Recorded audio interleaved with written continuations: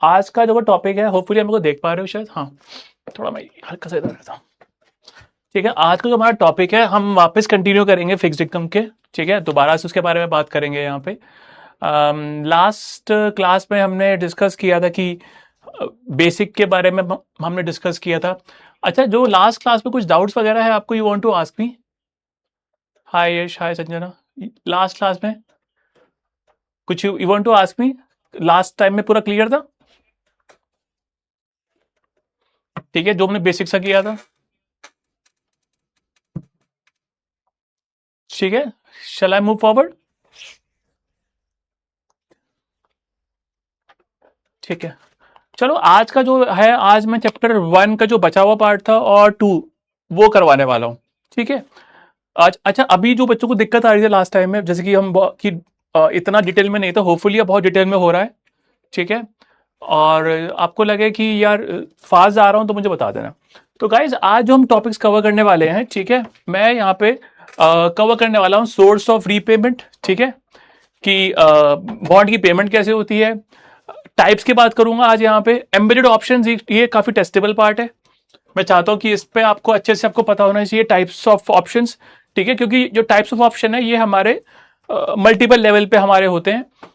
Then एक zero coupon bond के बारे में बात करेंगे यहाँ पे। ठीक है, आई थिंक लास्ट टाइम हमने बात किया था जेडसीबी के बारे में, zero coupon bond, but still we will again go through that part again. तो गाइस, यहाँ पे पहले बात करते हैं। Firstly we talk about upward sloping curve, downward, flat. देखो क्या होता है, देखो यहाँ पे ना यील्ड होती है। ठीक है, यील्ड के बारे में मैंने शायद पहले बताया था आपको हल्का सा। यील्ड क्या होती है कि एक तरह से रिटर्न, जो बॉन्ड होल्डर्स है वो कितना मांग रहे हैं return, that is known as yield. ठीक है, तो जब भी मैं बात करता हूं यील्ड की, सपोज कि मैं हूं बॉन्ड होल्डर, मैं किसी कंपनी को पैसा दे रहा हूं, तो वो उसके बदले में मुझे कितना चाहिए रिटर्न। अरे बेकार है भैया, अब थोड़ा सी चल रहा है। ठीक है, मतलब बहुत डाउन हूं।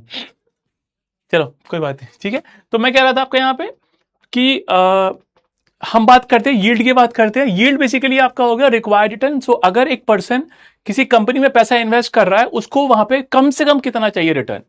सो व्हेन आई से यील्ड, ठीक है, मतलब कि जो आपका इन्वेस्टर है वो कितना मांग रहा है रिटर्न। अब सपोज कि मान लो मेरे पास 2-3 बॉन्ड है। एक बॉन्ड है 5 साल का, एक 10 का, एक 15 का। सो सिर्फ suppose I have multiple bonds. ठीक है, अब क्या होता है कि जो 15 साल का बॉन्ड होता है वो ज्यादातर रिस्की होता है एज कंपेयर टू 5 साल के बॉन्ड से। ठीक है, तो उस पर आपकी यील्ड ज्यादा होगी। तो सपोज सपोज कि आपका 5 साल का बॉन्ड है, 10 साल का है, 15 साल का है, और सपोज कि जो उस पर यील्ड आपकी हैगी वो है 5-6-7, चलो नंबर 3-4-5। तो 5 साल का बॉन्ड पे आपकी रिटर्न है 3%, 10 साल पे है 4%, 15 साल पे है 5%। ठीक है, तो अगर मैं इसको कर्व में बनाऊं, अगर मैं इसे कर्व बनाऊं, तो मैंने कर्व कुछ ऐसा बनाया। एक second,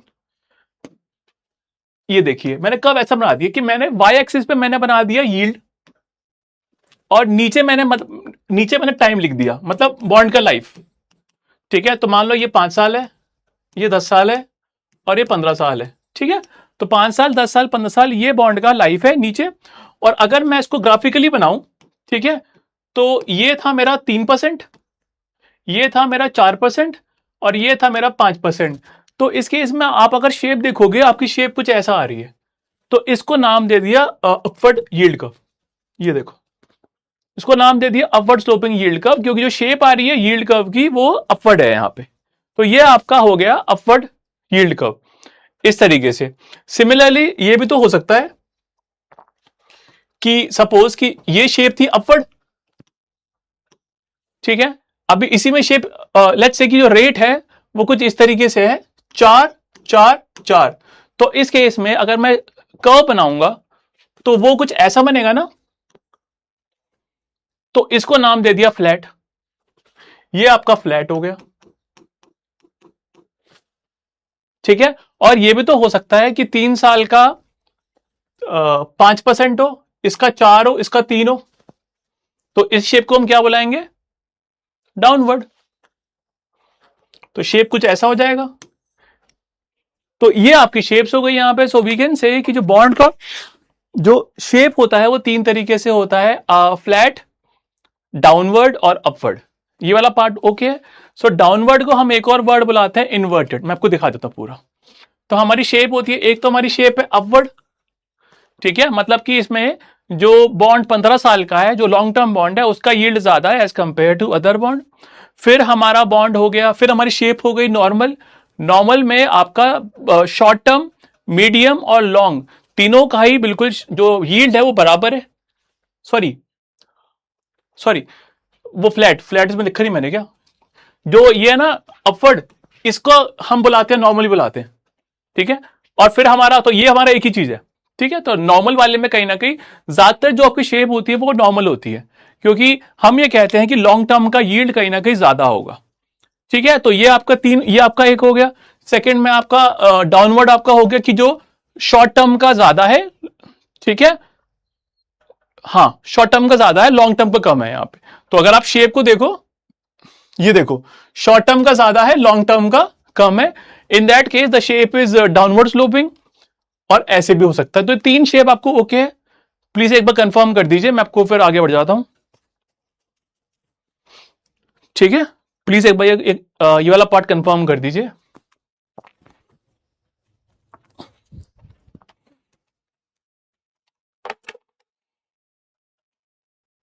can I move forward यहां पे? अच्छा, आपको एको हो रहा है?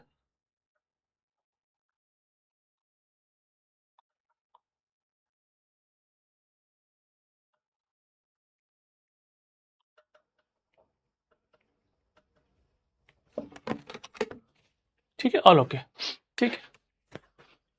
एक बार ना, जैसे कि शायद इसमें बटन नहीं, शायद इसमें बटन आएगा 100% या कि सब ओके है, एक बार सब बोल दिया करो मुझे, ठीक है। तो ये आपका, अब देखो इस केस में एक और शेप भी हो सकती है, उसको नाम देता है हम्प्ड, ठीक है। तो जो हम शेप में क्या होता है, मान लो कि 5 साल है, 10 साल है, 15 साल है, ठीक है। अब इस केस में हम में क्या हो जाएगा, मान लो कि इसका है 5 साल, इसका है 5% और इन दोनों का 3% है। तो जो इस केस में आपकी जो शेप है वो कुछ ऐसे बनती है, ये वाली, ठीक है, क्योंकि शॉर्ट टर्म और लॉन्ग टर्म कम है और आपका मीडियम टर्म आपका ज्यादा है, ठीक है। तो ये आपकी हमड हो गई शेप। मुझे बताइए इन चार शेप में ओके, ठीक है। तो इस तरीके से आप यहां पे ये शेप वगैरह देख सकते हो। ना मूविंग फॉरवर्ड, ठीक है। अब देखो यहां पे क्या होता है, देखो यील्ड कहीं ना कहीं लाइक आई सेड कि ये है आपका रिक्वायर्ड रिटर्न, मतलब कि जो बॉन्ड होल्डर्स पैसा इन्वेस्ट कर रहा है उसके बदले में वो कितना मांग रहा है। सो आई कैन से कि अगर यील्ड बढ़ेगा तो इन ए वे आपका रिस्क बढ़ रहा है। किसी भी बॉन्ड का अगर यील्ड बढ़ता है तो उसका रिस्क बढ़ रहा है यहां पे, मतलब कि बॉन्ड होल्डर्स एक्स्ट्रा मांग रहा है रिटर्न। तो जब यील्ड बढ़ गया, सपोज कि एक कंपनी है, मान लीजिए कि कंपनी है, उसकी लेट्स से, मैं माइंड में, चलो चलो लेट्स टेक यस बैंक, ठीक है। Let's take Yes Bank. So अगर यस बैंक का मान लीजिए कि हालत की थोड़ा हालत खराब चल रहा है, तो उस केस में जब यस बैंक है, यस बैंक का रिस्क बढ़ रहा है, क्योंकि the people who have given loan to the company, they are of this fear कि कंपनी डिफॉल्ट कर देगी। तो यस बैंक का रिस्क बढ़ गया तो उसका यील्ड बढ़ जाएगा। जब उसका यील्ड बढ़ेगा तो उसका रिस्क बढ़ गया है। तो मुझे बताओ कि जो प्राइस है, जब किसी भी कंपनी का अगर रिस्क बढ़ रहा है तो हमारी यील्ड बढ़ जाएगी, और अगर यील्ड बढ़ेगी तो प्राइस उसका कम हो जाएगा क्योंकि उसकी डिमांड कम हो जाएगी। सो आई कैन से कि यील्ड बढ़ता है तो प्राइस कम होता है, यील्ड कम होता है तो प्राइस बढ़ता है। ये आपका एक आपको पता होना चाहिए, बहुत टेस्टेबल पार्ट है ये, कि मैंने इसको देखो, इसको याद करने का तरीका यही है कि यील्ड कहीं ना कहीं डिनोट करता है आपके रिस्क को। तो अगर आपका रिस्क बढ़ रहा है तो यील्ड बढ़ेगा, यील्ड बढ़ेगा तो आपका प्राइस कम हो जाएगा यहां पे, क्योंकि लोग फिर उस बॉन्ड की डिमांड कम करेंगे। तो ये था आपका, हाँ, वाईटीएम इंक्रीज, प्राइस डिक्रीज, बिल्कुल ठीक है प्रदीप। तो इस तरीके से नहीं, हाँ प्रियांशु, मैं हूं दिक्कत में, ठीक है। But hopeful this part is okay if you see here, ठीक है। जब बॉन्ड प्राइस, जब यील्ड के बढ़ने पे प्राइस गिर जाता है और यील्ड के गिरने पे प्राइस वगैरह बढ़ जाता है यहां पे, ठीक है। मैं बात कर रहा हूं फिक्स कूपन की बात कर रहा हूं, ठीक है। तो अगर आप देखो यहां पे, if you see this line, ठीक है, कि जो बॉन्ड प्राइस है, ठीक है, अब ये हम बॉन्ड के यील्ड को यूज करके उसका प्राइस निकालते हैं, बॉन्ड का यील्ड को यूज करके हम उसका प्राइस निकालते हैं, मतलब कि हम उसकी डिस्काउंटिंग कर देते हैं। वो मैं आपको next I think next to next class में सिखाऊंगा मैं आपको, ठीक है। आई थिंक आज शायद वेडनेसडे है ना, तो थर्सडे या फ्राइडे में आपको सिखाऊंगा यहाँ पे कि उसका जो कंप्यूटेशन कैसे करते हैं। But the bottom line is कि ये कि आपका अगर रिस्क बढ़ गया तो आपका यील्ड बढ़ जाएगा, और यील्ड बढ़ गया तो आपका प्राइस कम हो जाएगा। या फिर मैं बोलूं, मान लो कि आपने कंपनी को लोन दिया था, उस time company was doing very bad, but now they have come back, company ने बढ़िया कर दिया है, तो यील्ड उसका कम हो जाएगा क्योंकि कंपनी का रिस्क कम हो गया है। तो रिस्क कम हो गया है तो उसका डिमांड ज्यादा, प्राइस ज्यादा, ठीक है। तो इस वे में आप उसको ऐसे लिंक कर सकते हो। Hopefully this point okay. तो देखो मैंने लिखा भी हुआ है यहाँ पे, बॉन्ड प्राइस कहीं ना कहीं आपका इनवर्स होता है। सो बॉन्ड प्राइस और आपका यील्ड इनवर्स होता है। अच्छा, मैं जिससे बैठा हूं तो कोई दिक्कत तो नहीं है? क्योंकि मेरे को बड़ा कंफर्टेबल लगता है बैठ के पढ़ाना, क्योंकि मैंने तो 10 साल बैठ के ही पढ़ाया, मेरे को कभी मैंने खड़े होकर पढ़ाया नहीं है। आप लोगों को ओके तो ओके है ना, इस पर कोई दिक्कत तो नहीं है? ठीक है। अच्छा, ये शेप देखो आप यहाँ पे, ये शेप देखो, ये देखो शेप ना डाउनवर्ड आ रही है। If you see the shape, ये शेप आपकी डाउनवर्ड आ रही है यहाँ पे, ठीक है। अगर आप ध्यान से देखो, इस शेप को बुलाते हैं convex. This shape is convex, ठीक है। तो ये शेप आपके कहीं ना कहीं आपकी शेप कॉन्वेक्स है और ये डाउनवर्ड है, ठीक है। अगर आप देखो वाई एक्सिस पे प्राइस है, वाई एक्सिस पे प्राइस है, नीचे आपका यील्ड है, ठीक है। तो आपका प्राइस ऊपर है, यील्ड यहां पर है, यहां पे। तो इस केस में अगर आप देखो शेप, जो मैंने बताया कि शेप ऐसे आ रही है ना, ये स्ट्रेट लाइन नहीं है, इस शेप को बुलाते हैं कॉन्वेक्स, ठीक है। ये जो कन्वेक्सिटी है, ये आपको मल्टीपल लेवल पर टेस्ट होती है। बहुत इंपॉर्टेंट कॉन्सेप्ट है कन्वेक्सिटी का, ठीक है। लेवल 3 में भी आपका ये पूरा खून पी के जाएगी, अच्छा खासा खून पिएगी आपका लेवल 3 में, मार्क माय वर्ड, ठीक है। आप इसमें बड़ा कंफ्यूज हो गए कन्वेक्सिटी में। लेवल 1 में बहुत ईजी है, 3 में मुश्किल है। तो एनी हाउ, तो लेवल 3 ये जो कन्वेक्सिटी है, ये क्या बताता है यहाँ पे, देखो मैं कुछ नंबर्स यूज करता हूं। नंबर्स मैं दोबारा यूज करूंगा जब मैं इसकी सिखाऊंगा वैल्यूएशन, बट मैं आपको अभी फिलहाल बता देता हूं। देखो देखो मान लो कि एक बॉन्ड है, 5 साल का बॉन्ड है, ठीक है। 5 साल का बॉन्ड है और जो कूपन दे रहा है वो दे रहा है 5%। अगेन बहुत इंपॉर्टेंट कॉन्सेप्ट बताने वाला हूं। आई थिंक जो मेरी वीडियो थी ना, वो वाली कॉन्सेप्ट वाली, एक नया हमने स्टार्ट करा ना सीरीज, उसके अंदर भी मैंने पॉइंट रिपीट किया था। तो एक बॉन्ड 5 साल का है, कूपन दे रहा है 5%। अब मान लीजिए कि उसका फ्यूचर वैल्यू तो मान लो 1000 ही है, ठीक है। अब इस केस में अगर आप यहां पे उसका पीएमटी मान लो, उससे पीएमटी तो हो गया, कूपन तो हो गया, उसका यील्ड मान लो। अगर उसका यील्ड, नहीं नहीं, एनएवी थोड़ा सा कहना गलत हो जाएगा, बट कहीं ना कहीं अतलदीप कॉन्सेप्ट वही है। कॉन्सेप्ट वही है कि बॉन्ड का जो प्राइस है वो उसके फ्यूचर कैश फ्लो का पीवी होता है। जो लिखा है अतल ने, मैं बता रहा था यहां पे, अगर आपका इतने इतने कैश फ्लो आपके आ रहे हैं और एंड में 1000 आ रहा है, तो जो सपोज कि ये मेरे कैश फ्लो है यहां पे, अब बॉन्ड का जो प्राइस होता है वो उसका प्रेजेंट वैल्यू होता है। ये मैं आपको बाद में सिखाऊंगा जब हम चैप्टर करेंगे वैल्यूएशन का, but that is the concept, right Pradeep? Bond price is equal to the present value of future cash flow. अब वापस मैं अपने एग्जांपल पे आता हूं, ठीक है, क्योंकि ये चीज बाद में करनी है, ये चीज बाद में करनी है। तो गाइस मैं आपसे कहना चाह रहा था, मान लो यील्ड है, अब यील्ड मान लीजिए मेरा 5% है। नाउ इसको मैं कैसे समझता हूं? मैं समझता हूं कि बॉन्ड होल्डर्स कितना मांग रहे हैं, 5%, क्योंकि 5% मेरा यील्ड है। जब 5% मांग रहे हैं बॉन्ड होल्डर्स, कंपनी दे रही है 5%, तो भाई डिमांड और सप्लाई यहां पे बैलेंस हो रही है, तो इसका प्राइस कितना होगा, 1000।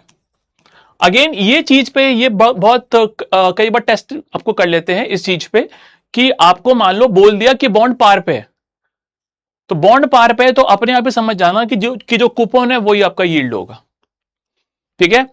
मैंने उसमें काफी ज्यादा बताया था, जो है वीडियो कॉन्सेप्ट वाली, वो एक बार आप बाद में देख लेना, अभी तो नहीं, बाद में उसको देख लेना उसके।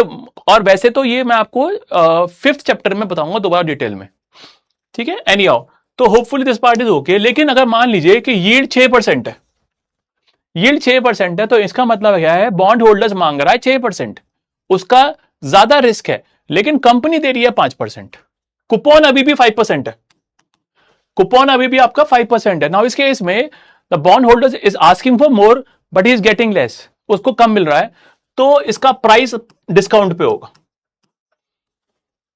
इसका प्राइस डिस्काउंट पे है। ऑन द कॉन्ट्ररी अगर आप देखो, मान लो कि कूपन 5 ही है तीनों केसेस में, लेकिन यील्ड मान लो 4% है, so he is asking for 4%, but the company is giving 5%। Demand ज्यादा, प्राइस ज्यादा।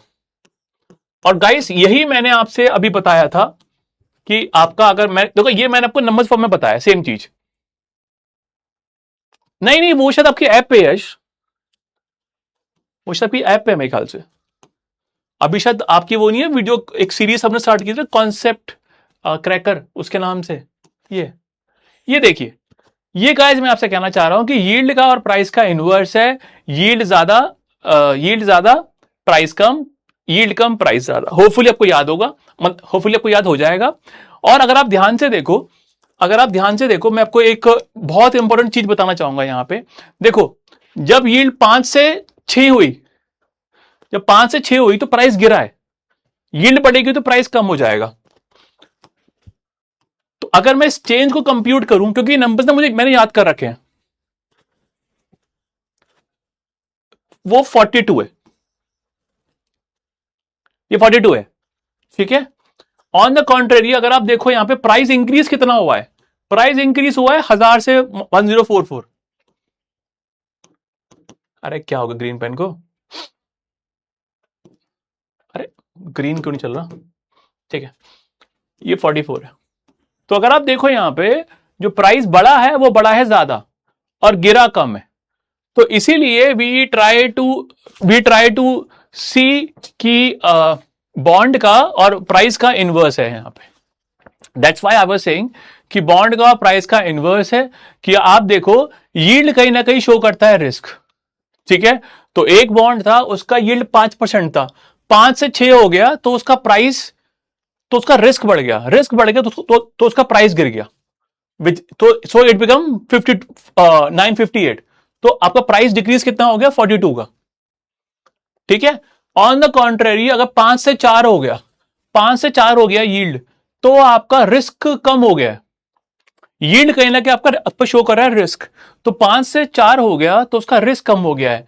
रिस्क कम तो लोग बॉन्ड को लेना चाहेंगे, प्राइस बढ़ जाएगा, तो प्राइस 1044 हो गया। और मेरा यह पॉइंट था कि अगर देखो, अब देखो प्राइस जो बड़ा है वो बड़ा है 44 से, और गिरा है तो वो गिरा है 42 से। ये नंबर्स मैं आपको दोबारा दिखाऊंगा कंप्यूट करना। फिलहाल के लिए इतना समझ लो कि बॉन्ड का जो प्राइस चेंज होता है, यील्ड के चेंज होने से प्राइस चेंज होता है, लेकिन वो बराबर नहीं होता, बढ़ता ज्यादा है गिरता कम है। ये प्रॉपर्टी होती है। अभी मैं खाली ब्रीफिंग कर रहा हूं, देखो मैं इसको अभी डिटेल में नहीं बता रहा, बट क्योंकि ये अभी हमारा आगे आने वाले टॉपिक्स में हमारा आएगा दोबारा से, तो दोबारा मुझे उसको बोलना पड़ेगा। तो अभी मैं खाली आपको ब्रीफिंग कर रहा हूं कि जो मेरा कहने का मतलब ये है, ये जो प्रॉपर्टी है, प्राइस बढ़ रहा है ज्यादा गिर रहा है कम, ये इसके इसमें यहां पे तो सी ये नहीं हो रहा कि प्राइस गिर रहा है 42 से और बढ़ भी 42 से रहा है, ऐसा नहीं है, प्राइस बढ़ रहा है 44 से। तो ये बॉन्ड की अच्छी बात है, that is a good thing about the bond. क्या होता है, यील्ड बेसिकली आपका होता है required return, yield is your required return Shruti, ठीक है। फिलहाल के लिए समझ लो उसको, यहां पे यील्ड के मैं आपको पूरा कंपटीशन सिखाऊंगा आगे। अभी तो देखो यील्ड का हल्का सा कॉन्सेप्ट आया, ठीक है, बहुत आगे बात करेंगे यील्ड के बारे में, ठीक है। फिलहाल के लिए समझ लो कि दो बातें मैंने बताई है, यील्ड कहीं ना कहीं आपको शो करता है रिस्क। देखो क्या होता है, अभी बाद में आप देखोगे एक चीज आती है यील्ड टू मैच्योरिटी, ठीक है, वो वही सेम यील्ड है यहां पे, ठीक है। समझने के लिए बोल लो कि क्या होता है, सपोज कि आप अगर किसी बॉन्ड में पैसा लगा रहे हो, तो कुछ आपकी होती है सोच कि मुझे बॉन्ड से इतना चाहिए return. If you giving money to the company ना, कंपनी प्रॉमिस कर रही है कि आपको कैश फ्लो देगी एवरी ईयर, और बाद में आपको आपका पैसा वापस कर देगी। सो कुछ तो आपकी होगी ना रिटर्न। अगर आपने एक बॉन्ड लिया, वो 958 का है, ठीक है, 958 रुपए आप खर्च कर रहे हो, every year you are getting some cash flow, 50 रुपए 50 रुपए 50 रुपए 50 रुपए 50 रुपए, और आखिर में आपको 1000 मिल रहा है। सो इस केस में जो आपकी बनेगी रिटर्न वो है 6%। मैं ये कंप्यूटेशन आपको बाद में शो करूंगा। सो इस केस में इसको बुलाते हैं यील्ड टू मैच्योरिटी, कि अगर मैं बॉन्ड को 5 साल रखता हूं तो मेरी कितनी यील्ड है, समझने के लिए बता रहा हूं कि यील्ड कहीं ना कहीं है आपकी रिक्वायर्ड रिटर्न, मतलब कि जो बंदा पैसा इन्वेस्ट कर रहा है वो कितना मांग रहा है return. Shruti, hopefully this answer your question. ठीक है, तो ये वाईटीएम यील्ड टू मैच्योरिटी आपका वो हो गया यहां पे। ठीक है, बॉन्ड के वैल्यूएशन के लिए हम वाईटीएम को यूज करते हैं। और जो मेरा पॉइंट था यहां पे कि बॉन्ड का जो प्राइस है, जो बॉन्ड का जो कर्व है वो स्ट्रेट लाइन नहीं होता, वो कॉन्वेक्स सा होता है यहां पे। If you can see here, ये आपका कॉन्वेक्स शेप है यहां पे, स्ट्रेट लाइन नहीं है यहां पे। ठीक है, और ये फिर कहीं ना कहीं शो, देखो सपोज मान लो यहां पे बॉन्ड पार पे है, मान लो यहां पे बॉन्ड पार पे है, ठीक है, क्योंकि यहां पे वैल्यू है, नीचे वाईटीएम है। तो अगर यहां पे यील्ड बढ़ी, अगर यील्ड 8 से 9 हो गई, तो आप देखो प्राइस गिर गया, यहां से प्राइस इतना गिर गया। ऑन द कॉन्ट्रेरी, अगर यहां पे आपकी यील्ड कम हो गई तो प्राइस बढ़ गया। और जो मैंने आपसे सेकंड बात बोली है कि प्राइस बढ़ता ज्यादा है गिरता कम है, इसका मैं आपको पूरा बकायदा वैल्यूएशन शो करूंगा। उसके अलावा हमारे लास्ट के 2-3 चैप्टर हैं, लास्ट के नहीं, 60, 61, 62 हमारे चैप्टर है, उसमें इसके बारे में फर्दर बात करेंगे। वाईटीएम, वाईटीएम वो फिलहाल के लिए यील्ड मान लेना। वाईटीएम आपका रिटर्न है कि जो बंदा बॉन्ड खरीद रहा है उसको यहां पे कितनी मिल रही है रिटर्न, वो आपका वाईटीएम है। कि अगर सपोज कि आपने यश, आपने बॉन्ड लिया, उसको आपने 5 साल रखा, अब जब बॉन्ड लेगा ना, अब बॉन्ड आप लेते हो तो डिस्काउंट पे भी हो सकता है, पार पे भी हो सकता है। ठीक है, सिंपल सा बात देख, अगर मान लो बॉन्ड अगर मान लो डिस्काउंट पे है, तो बॉन्ड आप सस्ता ले रहे हो और एंड में वो आपको 1000 देगा, है ना, तो आपकी यील्ड भी ज्यादा हो जाएगी। अरे अतुल, नहीं नहीं, वाईटीएम मैं आपको दिखाऊंगा यहां पे। नहीं, यील्ड से एफपी को फर्क नहीं पड़ता, यील्ड से कहीं ना कहीं खाली आपका बॉन्ड के प्राइस पे फर्क पड़ता है। वाईटीएम की वैल्यू मैं आपको सिखाऊंगा, डोंट वरी, मैं आपको पूरा सिखाऊंगा अतुल। लेकिन फिलहाल के लिए देखो क्या होता है कि इसमें ये करते हैं कि हल्का सा ब्रीफिंग कर दिया। अभी तो जो हमारे चैप्टर, हमारा तो अभी ये चैप्टर 1 चल रहा है, ये खाली ब्रीफिंग कर रहा है, डिटेल में बाद में बताएगा। ठीक है, तो वैल्यूएशन उसका वाईटीएम का, और वाईटीएम का यील्ड टू मैच्योरिटी में कैसे निकालते रिटर्न, मैंने बात बोली है ना कि वाईटीएम आपका होता रिटर्न होता है, वो जो रिटर्न भी मैं आपको सिखाऊंगा, डोंट वरी। ठीक है, फिलहाल के लिए आप ये समझो कि शेप ऐसा होती है, यील्ड कम हुआ, यील्ड कम हुआ प्राइस बढ़ गया, यील्ड बढ़ा प्राइस कम हो गया। और अगर आप देखो जो मैंने फिर बात बोली थी कि प्राइस इंक्रीज होता है ज्यादा, गिरता है कम। ठीक है, ये आपका होता है यहां पे। Can I move forward? हाँ, अगेन आपके सारे आंसर दूंगा, लेकिन हल्का सा मेरे को टाइम दो। ठीक है, अब नेक्स्ट बात करते हैं इंडेंचर। ठीक है, इंडेंचर क्या होता है, सपोज कि मैंने आपको बॉन्ड बेचा, तो कुछ तो हमारे बीच में होगा ना, राइटिंग कुछ तो होगा ना। तो इस केस में यहां पे क्या होता है, आपके राइट्स, अगर मैं कंपनी हूं, आपके राइट्स और मेरे ऑब्लिगेशन ये लिखे होते हैं इंडेंचर में। तो in a way that indenture contains the right and the obligation of the company.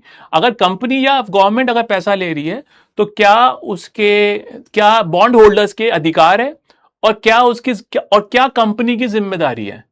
So obligation, दोस्तों कंपनी क्या प्रोमिस कर रही है, कंपनी ने वादा करा मान लो कि हम टाइमली इंटरेस्ट देंगे, हम टाइमली प्रिंसिपल देंगे, हम अपना बिजनेस चेंज नहीं करेंगे, ये कंपनी के वो हो गए, ऑब्लिगेशंस हो गए। सजल, व्हाट आर द फैक्टर्स, देखो पता है सजल क्या होता है, देखो सी, अब मुझे बताओ, अच्छा जस्ट जस्ट 1 सेकेंड ना, जस्ट 1 सेकेंड सजल, मुझे बताओ इतना ओके है आपको यहाँ पे। तो बॉन्ड का इंटेंचर आपका एक लीगल एग्रीमेंट है, जिसमें कंपनी के जिसमें कंपनी मेंशन करती है बॉन्ड होल्डर्स के राइट और अपने ऑब्लिगेशन यहाँ पे। ठीक है, सो अब क्या होता है कि बोरोवर कौन है, कंपनी है। So it mention the obligation and the prohibition of the borrower, company क्या कर सकती है क्या नहीं कर सकती है। ठीक है, ये बताएगी कि पेमेंट कहां से होगी, ये बताएगी कंपनी आपकी पेमेंट बॉन्ड की कहां से होगी यहां पे। ठीक है, और कहीं ना कहीं यहां पे जो अगर सपोज कि सपोज मैं कंपनी हूं, मैंने अपना प्रॉमिस पूरा नहीं करा बॉन्ड के रिगार्डिंग, तो आप लीगली मेरे खिलाफ फाइलिंग कर सकते हो यहां पे इन द बैंक्रप्सी कोर्ट। अरे रुक जा अतुल, ठीक है, हाँ इट इज लाइक, मतलब एक लीगल एग्रीमेंट है। अच्छा, सजल का क्वेश्चन आया था फैक्टर्स दैट अफेक्ट प्राइस।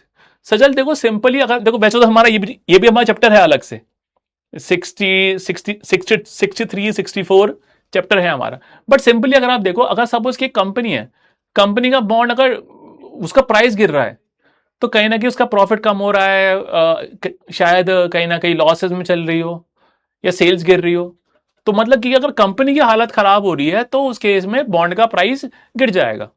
जब बॉन्ड का प्राइस गिरेगा तो यील्ड बढ़ जाएगा। उसके अलावा सजल ये भी तो हो सकता है कि जैसा कि अभी चल रहा है, वॉर का चल गया, अभी मार्केट गिरी है, बिटकॉइन भी बहुत गिरे हैं, आप चेक करना एक बार, निफ्टी भी गिरेगा अभी फिलहाल, निफ्टी और गिरेगा, मेरा बेट है। ठीक है, तो कॉल मत लेना, कॉल लेना तो बहुत छोटी जाएगी, जैसे आज गई थी। हाँ, तो अब सो आई वाज सेइंग कि क्या बोल रहा था मैं, हाँ मतलब कि कहीं ना कहीं यहाँ पे जो उसका प्राइस और हीट की बात कर रहे थे, सॉरी, तो प्राइस और हीट की बात कर रहे थे यहाँ पे। तो यार मेरा कहने का मतलब यह कि मैक्रो एनवायरनमेंट खराब चल रहा है तो प्राइस गिरेगा, प्राइस गिरेगा तो यील्ड बढ़ जाएगी, क्योंकि जो भी नया पर्सन पैसा लगाने की कोशिश करेगा वहां पे, सपोज कि आप हो, आप अगर आप कंपनी का बॉन्ड लेने का सोच रहे हो, आपको पता है कि बुरी हालत चल रही है मार्केट की, तो आप प्राइस कम पे करोगे, प्राइस कम पे करोगे मतलब यील्ड बढ़ जाएगी आपकी।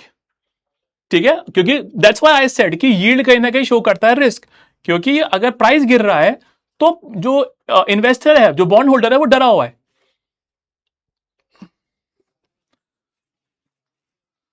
हाँ बिल्कुल प्रियांशु, मैंने सेम चीज मैंने बोली है कि अगर रिस्क बढ़ेगा तो यील्ड बढ़ेगा, यील्ड बढ़ेगा तो प्राइस आपका कम हो जाएगा, डिमांड कम प्राइस कम, बिल्कुल। याद करने के लिए देख लो कि अभी वॉर का चल रहा है सिनारियो दोबारा से, ठीक है, वो दोबारा से वॉर का चल रहा है यहाँ पे, तो मार्केट अभी खराब चल रही है, तो शेयर तो प्राइस गिर रहा है। आप सोचो, शेयर प्राइस और बॉन्ड प्राइस ऑलमोस्ट काफी बहुत लिंक्ड होते हैं। शेयर मार्केट गिरता है तो बॉन्ड प्राइस भी गिरेगा, ऐसा नहीं होगा बॉन्ड बढ़ता रहेगा, ऐसा नहीं होता। यार मैं थोड़ा सा अलग भी चूज करता हूं, ठीक है, और अब थोड़ा सा मेरा अलग होता है सिस्टम मेरा चूज करने का।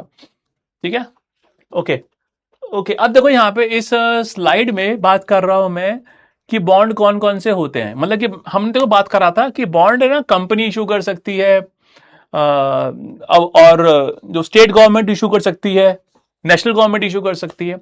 सो इसमें यहाँ पे ये बात कर रहा है यहाँ पे कि सोर्स ऑफ कैश फ्लो, ठीक है, तो मतलब कि कंपनी कहां से पैसा पेमेंट करेगी, इंटरेस्ट का या प्रिंसिपल का, देखो वो डिपेंड करता है कि बॉन्ड किसने इशू करा है। अगर गवर्नमेंट का बॉन्ड है तो उसको नाम दिया जाता है सोवन बॉन्ड, नेशनल गवर्नमेंट बॉन्ड। तो ये आपका बॉन्ड हो गया ना। इसके इसमें इसकी पेमेंट के लिए हमको टैक्सेस वगैरह यूज करते हैं यहाँ पे, ठीक है। आई थिंक मैं यहाँ पे रहता हूँ, ठीक है, ताकि आप मुझे भी देख लो और यहाँ पे भी देख पाओ। तो इस केस में यहाँ पे आपका जो सोवन बॉन्ड है वो आपका कहीं ना कहीं आपका नेशनल गवर्नमेंट का बॉन्ड है, ठीक है। तो अगर मान लो कि भारत की गवर्नमेंट ने बॉन्ड इशू कर दिया तो दैट इज सोवन बॉन्ड, ठीक है। नाउ इस केस में जो सोवन बॉन्ड है वो कहीं ना कहीं जो सरकार होती है वो टैक्स के रिवेन्यू से पे करती है, ठीक है। तो सपोज कि जीएसटी से पैसा लिया हमसे, उससे लोन की पेमेंट कर दी, तो ये आपका सोवन बॉन्ड हो गया। और उसके अलावा आप समझिए कि क्या होता है कि जो नेशनल गवर्नमेंट होती है उसके पास में हल्की सी पावर होती है कि वो नोट वगैरह प्रिंट कर सके, तो वो करेंसी प्रिंट करके भी अपना पैसा पे ऑफ कर सकती है, ठीक है। और अगेन देखो, समझो कि जो गवर्नमेंट है, अब सपोज कि आप किसी कंपनी को पैसा दोगे, उसका डिफॉल्ट का चांस ज्यादा है, लेकिन गवर्नमेंट का डिफॉल्ट का चांस कम है। So as compare to company, government का डिफॉल्ट का चांस काफी कम होता है। So they have this lower credit risk. So इनका जो डिफॉल्ट रिस्क होता है, जब भी मैं ये वर्ड यूज करूं, क्रेडिट रिस्क, ये वर्ड का मतलब है कि डिफॉल्ट का चांस। अब डिफॉल्ट क्या हो सकता है कि भैया कंपनी ने अपना इंटरेस्ट पे नहीं करा या प्रिंसिपल पे नहीं करा या दोनों। तो गवर्नमेंट का लो डिफॉल्ट रिस्क होता है as compare to may be company या स्टेट गवर्नमेंट। हाँ सजय बिल्कुल, ठीक है। मेरे को बॉन्ड का इतना आइडिया नहीं है, मैं शेयर मार्केट देखता हूं ज्यादा, ठीक है। चलो, sovereign national government bond, can move forward, ठीक है। इसके अंदर अब लोकल गवर्नमेंट बॉन्ड, सपोज कि दिल्ली की गवर्नमेंट है, अब दिल्ली की गवर्नमेंट ने बॉन्ड वगैरह इशू कर दिया मान लीजिए, तो उस केस में वो भी टैक्स से पेमेंट करेगी, लेकिन जो दिल्ली की गवर्नमेंट है उसका टैक्स होता है स्टेट टैक्स। तो इसमें दिल्ली की जो गवर्नमेंट है वो स्टेट टैक्स से पेमेंट करेगी, जो लोकल टैक्सेस है ना उससे पेमेंट करेगी ना, they can not use the central government tax, ठीक है।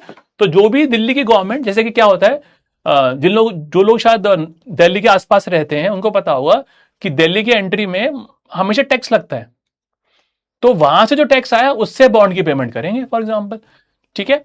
तो ये जो कई बार ऐसे बॉन्ड होते हैं, कई बार सपोज कि दिल्ली की गवर्नमेंट ने मान लो कि रोड बनवाई, मान लो यूपी की गवर्नमेंट है, यूपी की गवर्नमेंट ने रोड बनाई, जो अब ने लेट्स से कि यूपी की गवर्नमेंट ने नेशनल हाईवे बनाया। ठीक है। अब उस केस में जो नेशनल हाईवे बनवाया उन्होंने, वो लोगों ने, उसमें बीच में टोल टोल होते हैं। तो यूपी की गवर्नमेंट ने करा कि वहां पे बॉन्ड इशू कर दिया। अब बॉन्ड में ये लोगों ने लिख दिया कि जो भी टोल से रिवेन्यू आएगा उससे हम आपके बॉन्ड की पेमेंट करेंगे। ठीक है। तो इस केस में कहीं ना कहीं आपका रेवेन्यू जो आ रहा है टोल से, रोड से, एयरपोर्ट से, या स्कूल से, हॉस्पिटल से, तो वहां से पेमेंट करेंगे। ये आपके हो गए लोकल गवर्नमेंट बॉन्ड। तो लोकल गवर्नमेंट बॉन्ड में दो होते हैं, एक जिसमें स्टेट टैक्स से पेमेंट हो रही है, लाइक दिल्ली की गवर्नमेंट है वो अपने, देखो जो जो स्टेट टैक्स है गवर्नमेंट के लिए तो वो रिवेन्यू हो गया ना, तो वहां से पेमेंट कर रही है। उसके अलावा कई बार कंपनी, सॉरी गवर्नमेंट लोन लेती है regarding suppose specific public services वगैरह, जैसे कि लाइक ए सेट की स्कूल, रोड, हॉस्पिटल। ठीक है। तो इस केस में जो वहां से रेवेन्यू आया वहां से पेमेंट कर रहे हैं। हाँ जतिन, हाँ हाँ, अतुल बता, अभी उस पॉइंट पे आ रहा हूं, नेक्स्ट शायद आने वाला है। ठीक है। ओके। एबीएस देखो, थोड़ी सी मूर्खता है इनकी, एसेट बैक सिक्योरिटीज, इनकी बेवकूफी है, क्योंकि चैप्टर तो आपका अलग है, एक आपका सेपरेट चैप्टर है, मुझे अभी बताना पड़ जाएगा। ठीक है। ओके। अच्छा पहले तो मुझे बताओ कि अभी ओके है, मैं ज्यादा फास्ट नहीं जा रहा और मैं सारे पॉइंट कवर कर रहा हूं। ठीक है। तो अगर फिर व्हाट्सएप पे गुस्सा मत करना कि इसने नहीं करा। ठीक है। तो प्लीज अगर कुछ है ऐसे बात तो अभी बता दो, कि आपको लगता है कि मैं थोड़ा सा फास्ट जा रहा हूं या थोड़ा तबीयत खराब है, लेकिन बाकी तुम, आई थिंक मैं ट्राई कर रहा हूं कि स्लो जाऊंगा अभी। ओके। देखो मैं बताता हूँ यार, ये पूरा फ्लो चार्ट आपको पूरा एक्सप्लेन कर देगा। मैं बता रहा हूँ मॉर्टगेज बैक सिक्योरिटीज। ठीक है। इसके बारे में और भी जानकारी दूंगा फिलहाल के लिए, क्योंकि इसका एक अलग चैप्टर है। ठीक है। तो अभी समझ लेना। ठीक है। बाद में फिर टाइम थोड़ा कम लगेगा उसको समझाने में। अब देखो क्या होता है, सपोज कि ये लोग है, ये ग्रीन मान लो। अब ग्रीन लोगों ने लेट्स से लोन लिया है, तो ये लोन टेकर है, इन्होंने लोन वगैरह लिया है।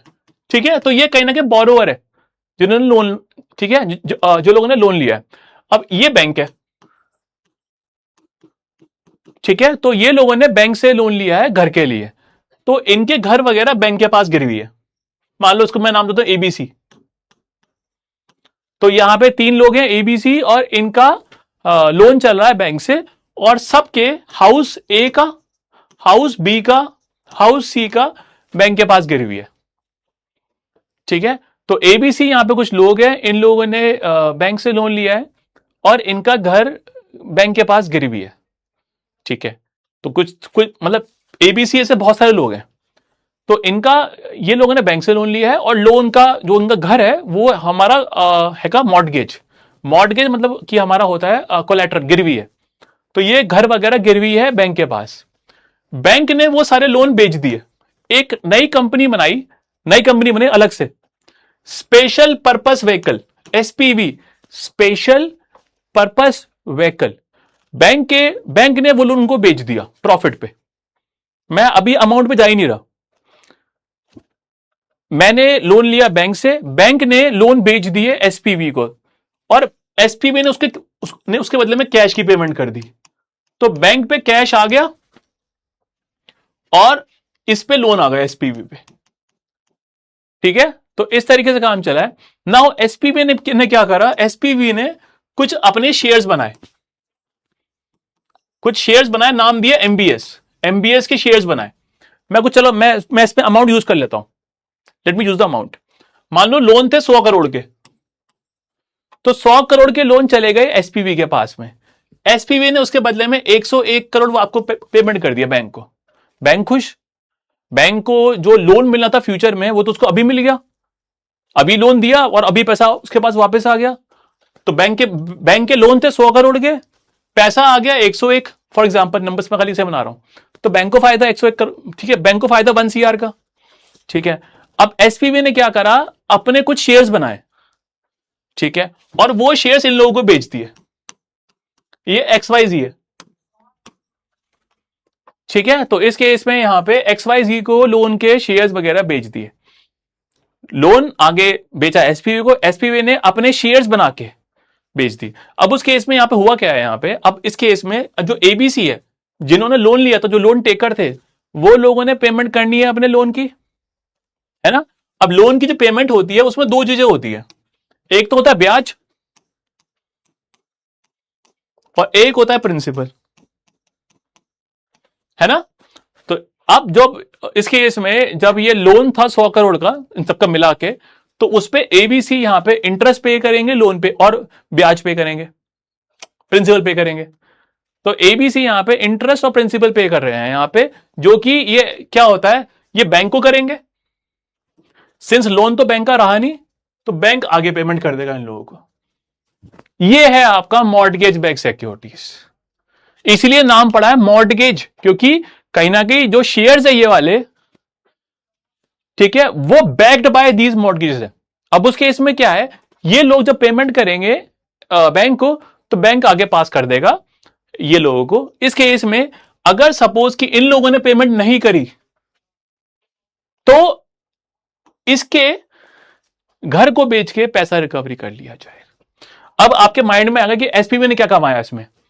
सपोज ये शेयर्स इसने बनाए 100, इसने 1 CR शेयर्स बनाए 103 रुपए का एक, और इनको बेच दिया।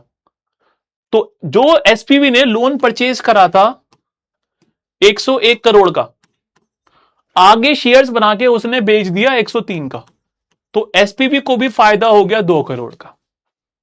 और ये जो लोन जो लोगों ने परचेज करा है, आप, अच्छा मुझे पता, पहले तो इतना ओके है, ऐसा ना कि मैं बढ़ता ही जाऊं फिर बाद में तुम्हारे पूरे डाउट है कि कुछ भी समझ में नहीं आया।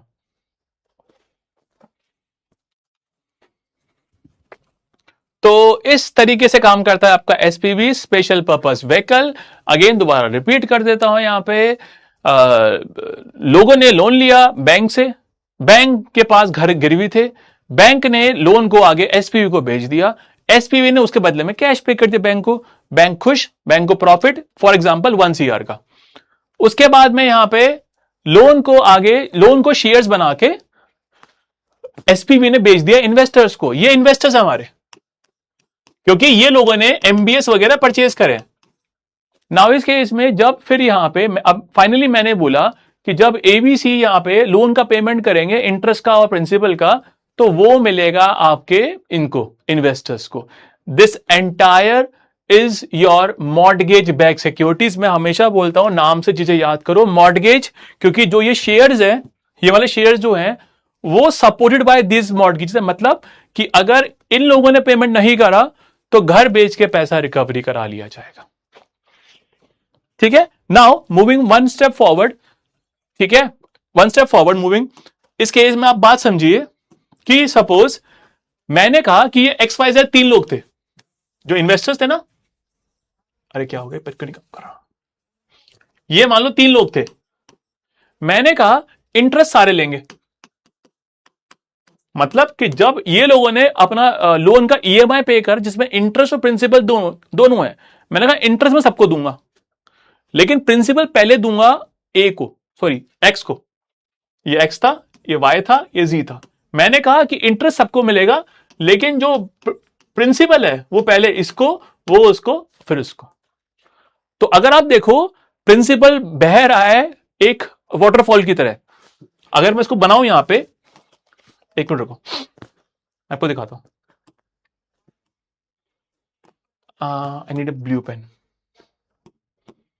देखो इसके इसमें जब प्रिंसिपल है, मान लो कि तीनों के बकेट है, ठीक है, पहले प्रिंसिपल गया एक्स पे, इसका जो उसका बैलेंस पूरा खत्म हो गया, फिर वाई पे और फिर जी पे।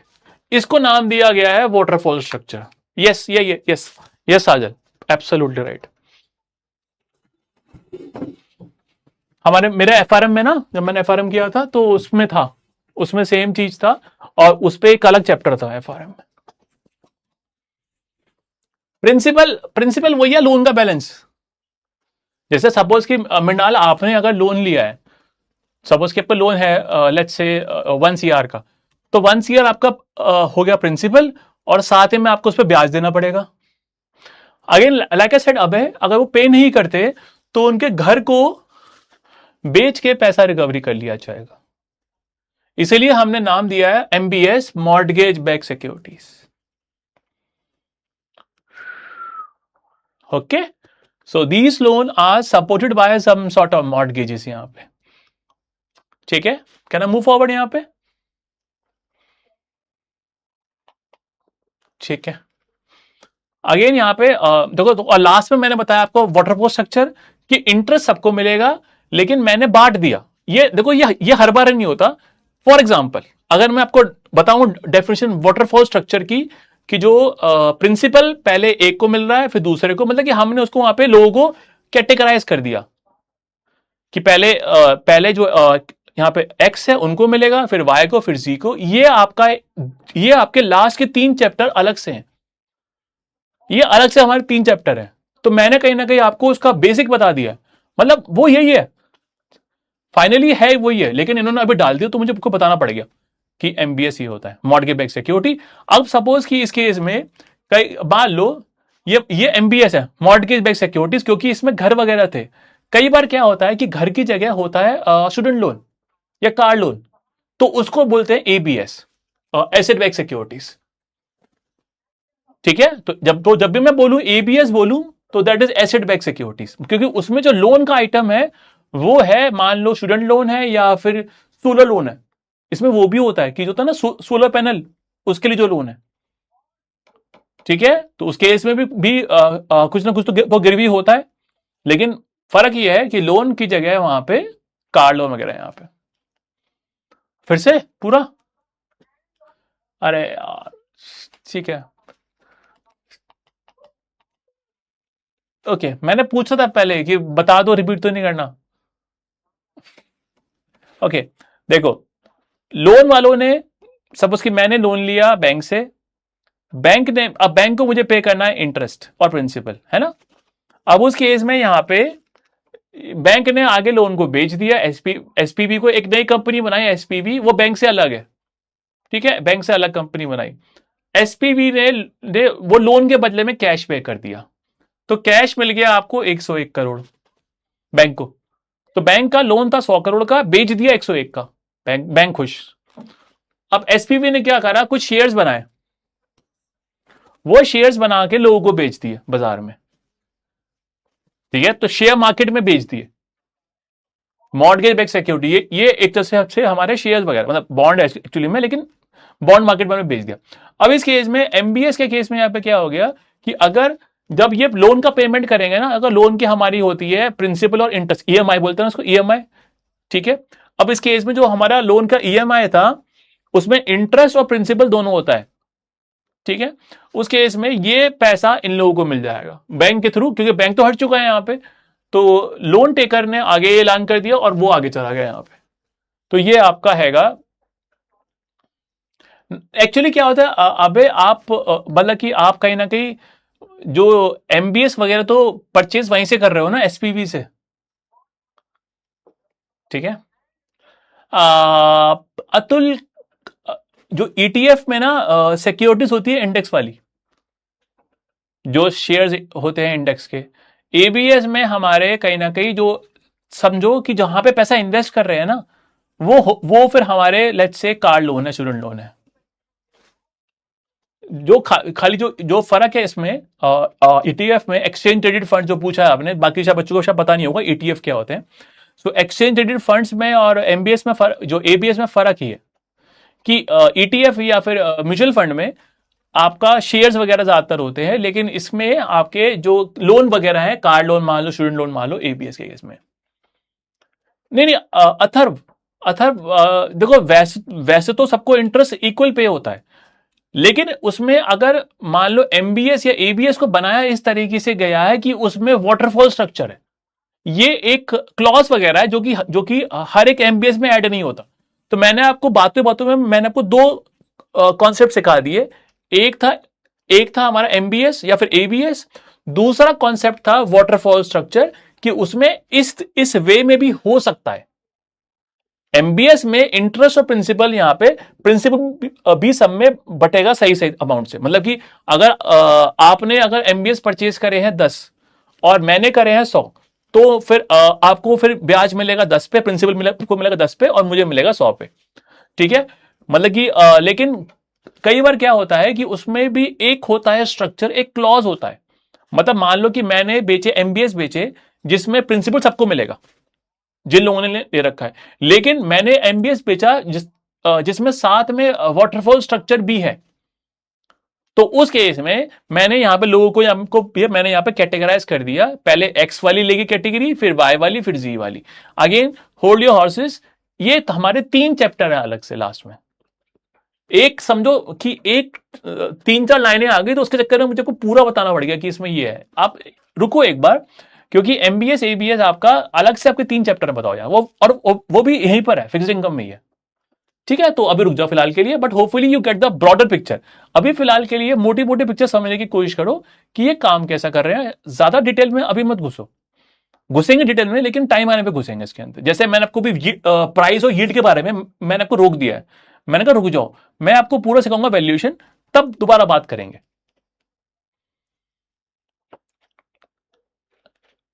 अबे ये बॉन्ड इंस्ट्रूमेंट है एक्चुअली में,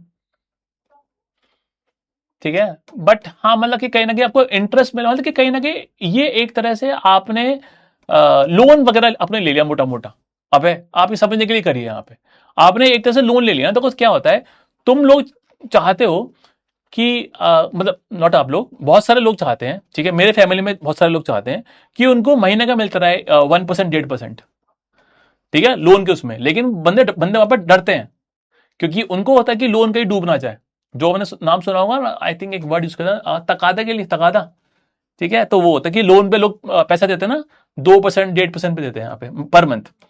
तो उस केस में यहाँ पे अब वो लोग दे, अब फिर वहां पे लोग कम देते हैं, क्योंकि उनको बहुत डर होता है कि पैसा बंदा लेके भाग ना जाए। लेकिन यहाँ पे अगर 1000 बंदों को लोन दे रखा है, तो एक सोच ये आती है कि सारे के सारे एक साथ डिफॉल्ट ही नहीं करेंगे। तो ये हो गया कि आप फिर वहां पे ब्याज खाते रहोगे, और कहीं ना कहीं आपका जो प्रिंसिपल है वो भी आपको साथ साथ आपका वापस आता रहेगा हर महीना या फिर क्वार्टरली या फिर एनुअली, सेम एनुअली। ठीक है, फिलहाल के लिए इतना रखो यार, फिलहाल के लिए मत घुसो। अतः होप मैंने आपका आंसर कर दिया। हाँ 1% मान लो, ठीक है।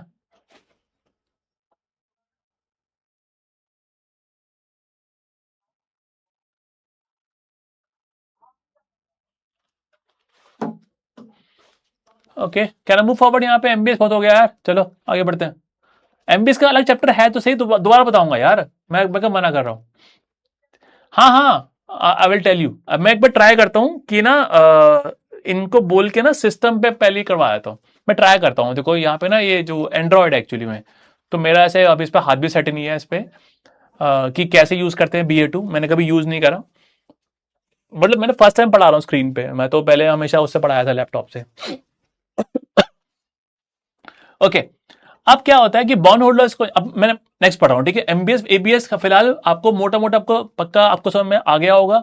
अगर टर्म पढ़ते हो तो समझ जाना कि दोबारा डिटेल में दोबारा करेंगे।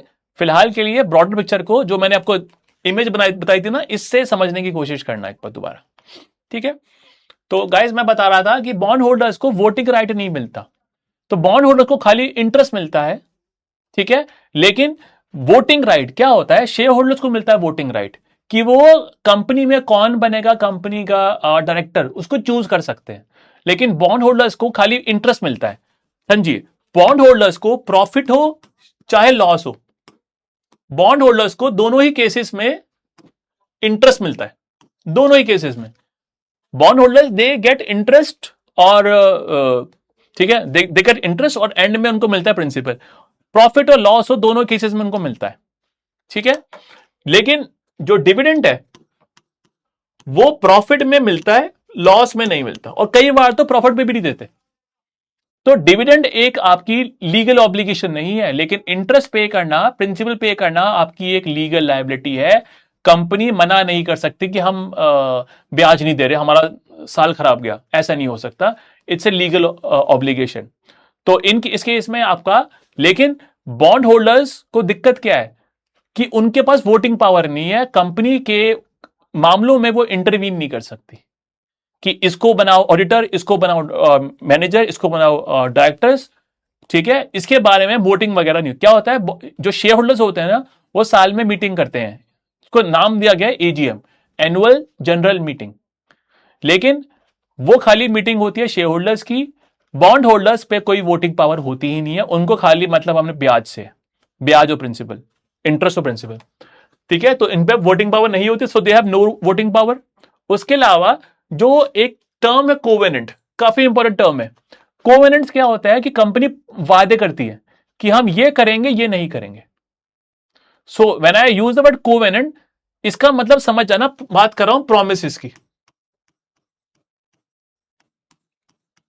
सो when I say covenant, I am referring to promises. ठीक है, कंपनी यहां पे प्रॉमिस कर रही है कि हम ये करेंगे और ये नहीं करेंगे। ठीक है, कैन आई मूव फॉरवर्ड यहां पे? उसके अलावा again like I said, covenants पे कहीं ना कहीं आपके रूल्स और कंडीशन होते हैं यहां पे। ठीक है, वो कहीं ना कहीं सेफ्टी के लिए होता है बॉन्ड होल्डर्स की, कि उस केस में कंपनी क्या करेगी, कंपनी के क्या क्या प्रोमिस है, और बॉन्ड और क्या क्या नहीं करेगी। सो कंपनी क्या सपोज, ये मैं आपको भी दिखाता हूं एग्जांपल के तौर पे। तो मैंने आपसे बोला है, पहली चीज, उन पे वोटिंग पावर नहीं होती। दूसरी चीज मैंने आपसे बोला कि उसमें साइन होते हैं कोवेनेंट, कोवेनेंट में होते हैं प्रोमिस, कंपनी ये करेगी, ये नहीं करेगी। ठीक है, मतलब कि कंपनी की जिम्मेदारी क्या क्या है और क्या कंपनी को मना है। फॉर एग्जाम्पल, मैंने कहा कि कंपनी की जिम्मेदारी है कि मुझे इंटरेस्ट पे करेगी और एंड में मेरा प्रिंसिपल पे करेगी, ये कंपनी की ऑब्लिगेशन हो गई। साथ ही मैंने कंपनी को मना कर रखा है, मैंने मना कर दिया कि तुम डिविडेंड और नहीं दोगे। मैंने कहा डिविडेंड तुम $10 से ऊपर आप डिविडेंड नहीं दोगे। तो यहां पे मैंने कंपनी को मना कर दिया कि ये चीजें आपको करना मना है। और ये चीजें जो कोवेनेंट है, मैंने से कोवेनेंट मैं बात कर रहा हूं प्रोमिस की, वो आपके बॉन्ड का जो होता है ना इंडेंचर, उसमें मेंशन होती है, और वो हमारा एक लीगल एग्रीमेंट है। ठीक है, तो hopefully this part is okay. मैं आपको दिखाता हूं। सो इसमें आपके पहले आते हैं अफर्मेटिव कोवेनेंट। ये क्या होते हैं कि जो कंपनी प्रॉमिस कर रही है करेगी। सो यहां पे आपके सारे डूज आ जाते हैं, जो कंपनी ने बोला कि हम करेंगे। एग्जाम्पल के तौर पे कंपनी ने बोला है कि भाई हम आपका जो ब्याज है वो टाइम पे करेंगे, जो प्रिंसिपल है वो टाइम पे करेंगे। हमने बोला है कि हम कहीं ना कहीं सेम बिजनेस को यहां पे कंटिन्यू करेंगे। ठीक है, तो इस केस पे देखो, ओके, बड़ा एग्जाम्पल विकल्प यूज कर लिया। ओके, कंपनी ने बोला है कि अपने फाइनेंशियल रिपोर्ट प्रोवाइड करेंगे टाइमली। ठीक है, उसके अलावा यह बोल दिया यहां पे कि अगर नया बॉन्ड लिया है तो उसका यूज कहां कहां करेंगे। ये एग्जाम्पल मैंने कभी बेकार ले लिया एग्जाम्पल, यहां पे बहुत बेकार से एग्जाम्पल ले लिया यहां पे। बट कहीं ना कहीं आपके ये होते हैं अफर्मेटिव कोवेनेंट कि कंपनी प्रॉमिस कर रही है कि जो चीजें हम करेंगे। कंपनी ने प्रॉमिस करा कि हम टाइमली पे करेंगे इंटरेस्ट, टाइमली पे करेंगे प्रिंसिपल। ये सारे आपके हो गए अफर्मेटिव कोवेनेंट यहां पे। फॉर एग्जांपल, जैसे कि इसमें जो पहला पॉइंट मेरे को ठीक लग रहा है, इसमें बोला हुआ है कि timely company financial report provide करेगी। कंपनी ने प्रॉमिस करा है we will provide you timely financial reports.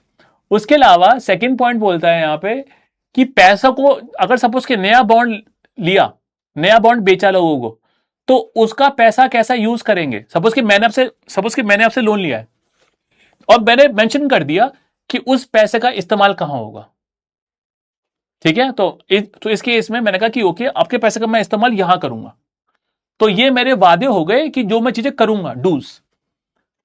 ठीक है, उसके अलावा यहां पे सपोज मैंने कहा, ओके, अगर आप लास्ट पॉइंट देखो, ठीक है, तो ये पॉइंट तो बुरा नहीं है।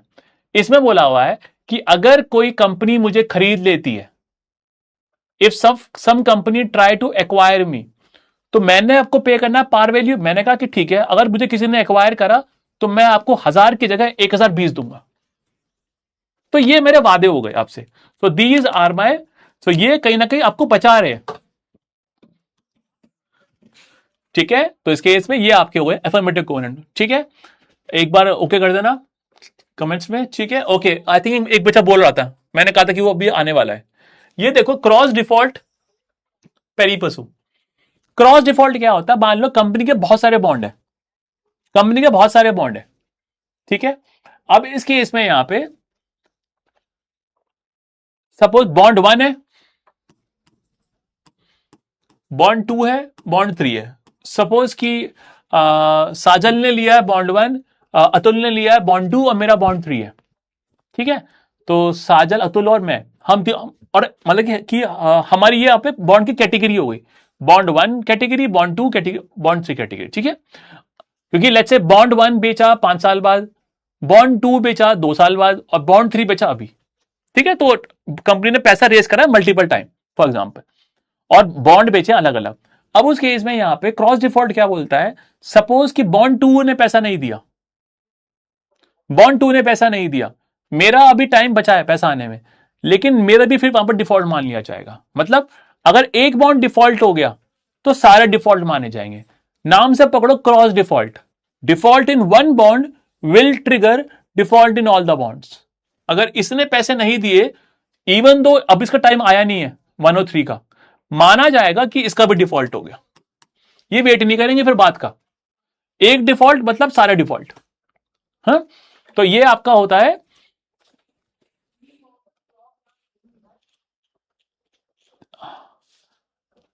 यार। अबे लाइक सेट थी, मेरे को बॉन्ड का आइडिया नहीं है। हाँ, मतलब मुझे वैसे थ्योरी पता अच्छे से उसकी, लेकिन क्योंकि मैं बॉन्ड में यूज नहीं करता। हाँ,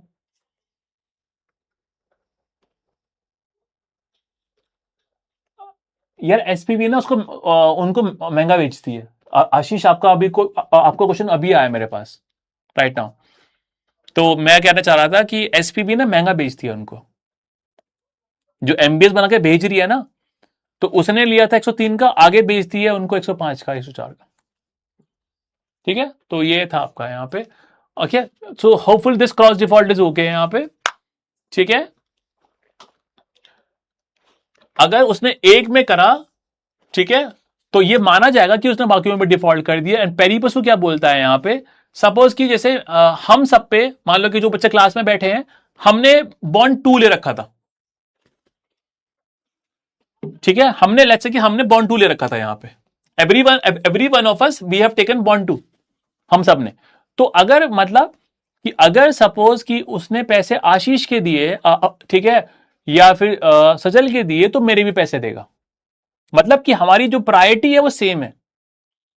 अगर हम पे सब पे बॉन्ड 2 है, तो हमारी पेमेंट सबकी बराबर होगी। ये नहीं होगा कि पेमेंट कर दी अबे की, हमारी पेमेंट नहीं करी, ऐसा नहीं हो सकता। ये जो क्लॉज है वो है पेरीपसु। क्या क्या क्या फेयर नहीं है? अबे गुस्सा हो गया क्या? मैं पता कर दूंगा तेरे को, मेरे को उसका चार्ट देखना आता है। ठीक है, मेरे को पूरा चार्ट देखने आता है अच्छे से, सीखा हूं मैं अच्छे से।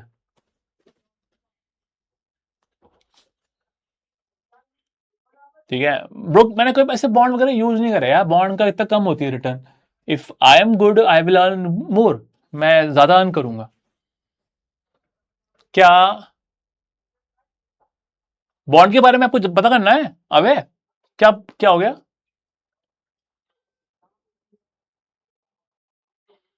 ठीक है, मैं मुझे टाइम दे कल का, मैं तेरे को पूरा ए टू जेड बताता हूँ, कहाँ से लेगा क्या। आई थिंक बॉन्ड वगैरह के ब्रोकर के थ्रू ही होता है बॉन्ड वगैरह तो। ठीक है, ब्रोकर के थ्रू ही होता है। इंडिया में कौन सा मुझे वो नहीं पता यार। आई थिंक ये शायद मैंने आपको बताई थी कि बॉन्ड की जो ट्रेडिंग होती है वो ब्रोकर के थ्रू होती है आपके यहाँ हमेशा। ठीक है, कैन आई मूव फॉरवर्ड यहाँ पे?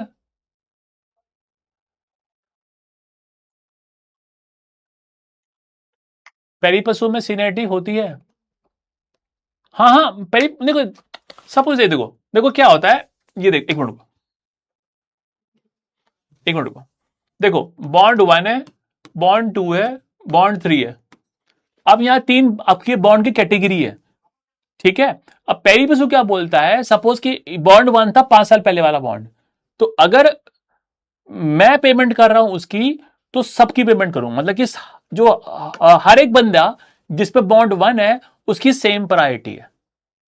ऐसा नहीं कर सकता कि मैंने हाफ की पेमेंट कर दी आज, हाफ की मैंने पेमेंट मैं लेट्स से बोल रहा हूं कि मैं करूंगा 6 महीने बाद, ऐसा नहीं हो सकता।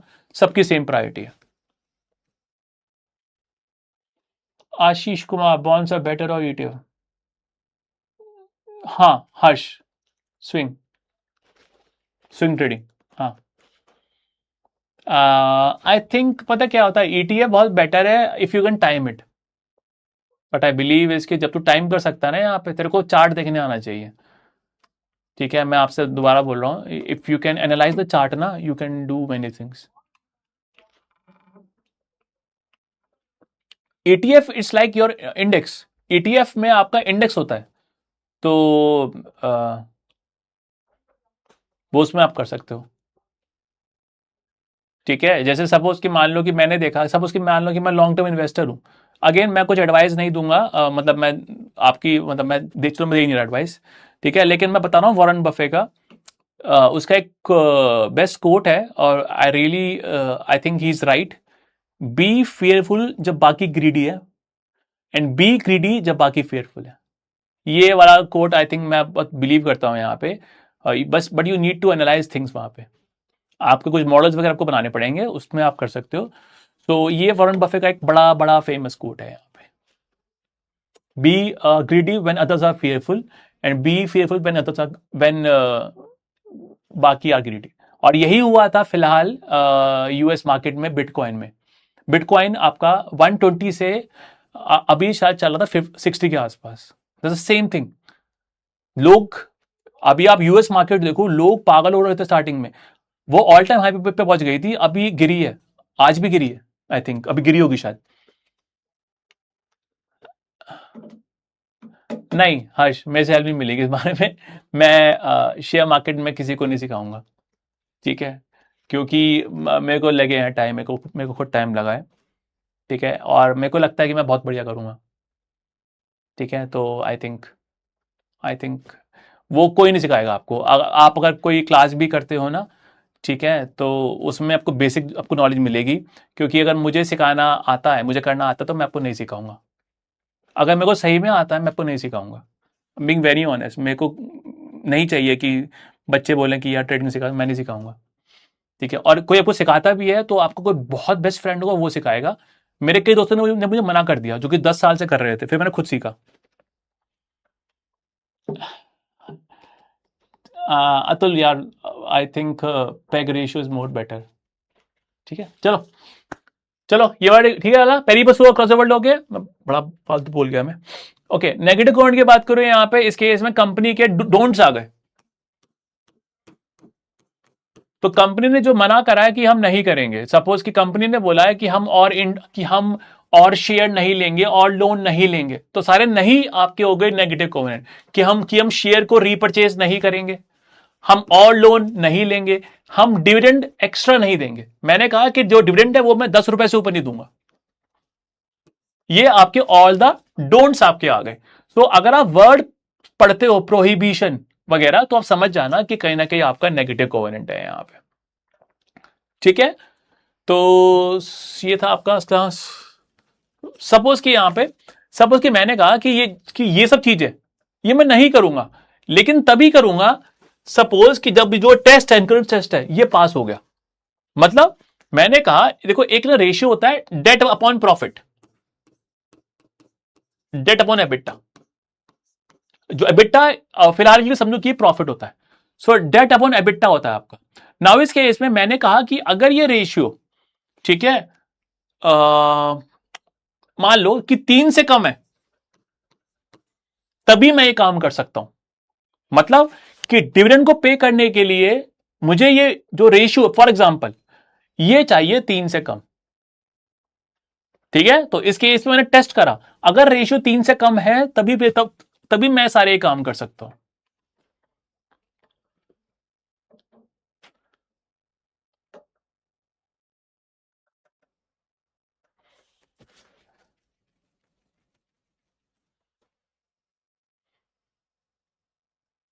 यार अबे एक बार थोड़ा क्वेश्चन को एक बार दोबारा लिखियो यार, वो समझ में नहीं आया। अगर B2 paid then whole group vanish then B2 money will also go on और रिफंड। समझा नहीं भाई प्लीज। मृणाल यार खुद ही सीखा है यार, खुद ही सीखा है।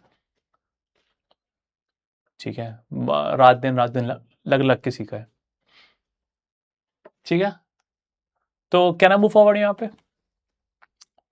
ठीक है, तो अगेन जो आपका पर्पस क्या होता है, इनका पर्पस क्या है जो कोवेनेंट से, कि जो इंटरेस्ट बचाना, मतलब कि उनका नुकसान ना हो, वो देखना है यहाँ पे। उसके अलावा यहाँ पे कि कि वो कुछ ऐसा काम ना करे जिससे उनका डिफॉल्ट का रिस्क बढ़ जाए। So for the safety purpose, मतलब कि उनका इंटरेस्ट बचा रहे। ठीक है, और जो आपकी कंपनी है वो कुछ गलत काम ना करे, मतलब कि वो उसका जो रिस्क है, क्योंकि आप देखो ना, अगर कंपनी और लोन ले रही है तो उसको तो जो जो पहले के लोन वाले हैं उनको तो रिस्क बढ़ रहा है ना, क्योंकि लाइक आई सेड लोन, जब भी आपका डेट बढ़ता है, ठीक है, ये बात आप दोबारा पढ़ोगे when you do the corporate issuers, जब भी आपका डेट बढ़ता है तो आपका रिस्क बढ़ता है। क्यों? क्योंकि ब्याज और पे करना पड़ेगा। अब इंटरेस्ट में दिक्कत क्या होती है, इंटरेस्ट अगर ज्यादा हैगा तो प्रॉफिट, अगर कोई भी साल खराब हो गया, मान लो कि 2-3 साल आपके खराब हो गए, प्रॉफिट आपको आने लगे, कैश आपका शॉर्ट पड़ गया, तो कंपनी हो सकती है बैंकरप्ट। इसीलिए बोलते हैं कि जो डेट है वो कम हो उतना बढ़िया है, उतना रिस्क कम है।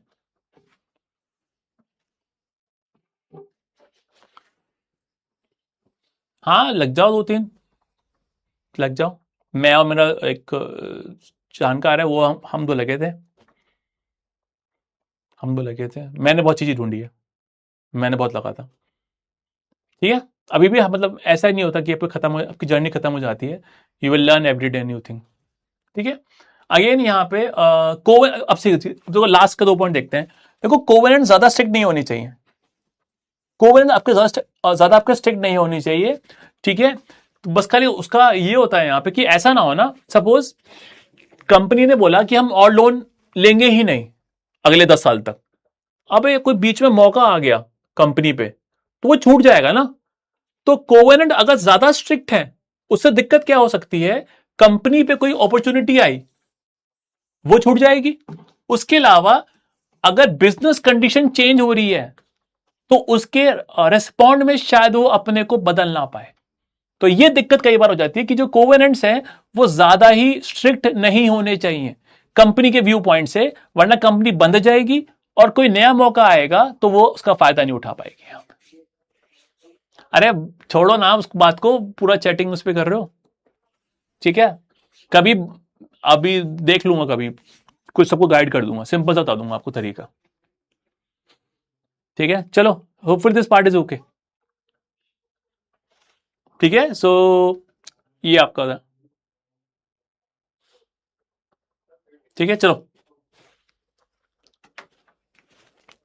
चलो let's move to chapter number 2। ठीक है, fix income, cash flow and type. ठीक है, let's move to this part यहाँ पे। अब देखो क्या होता है यहाँ पे, मैंने जो आपको स्टार्टिंग में सिखाया था कि यहाँ पे जो इंटरेस्ट है वो आपका एनुअली था, है ना, और एंड में आपका पार वैल्यू था। तो इसको बुलाते हैं बुलेट बॉन्ड। ठीक है, या फिक्स कूपन बॉन्ड। तो अगर मैं आपको दिखाता हूं यहाँ पे, जैसे ये देखिए, अगर आप इस इमेज को देखो, यहां पे इंटरेस्ट पे हो रहा है एवरी ईयर और एंड में पे हो रहा है आपका पार वैल्यू। ठीक है, सो इस केस में आपका कहीं ना कहीं ये आपका ये जो आपका स्ट्रक्चर है, ये उसको बुलाते हैं बुलेट, याद करने के लिए कि एक बुलेट मारा और सारा प्रिंसिपल एक साथ गया है। अगर आप ध्यान से देखो, ये सारा प्रिंसिपल एंड में गया है, that is your bullet bond.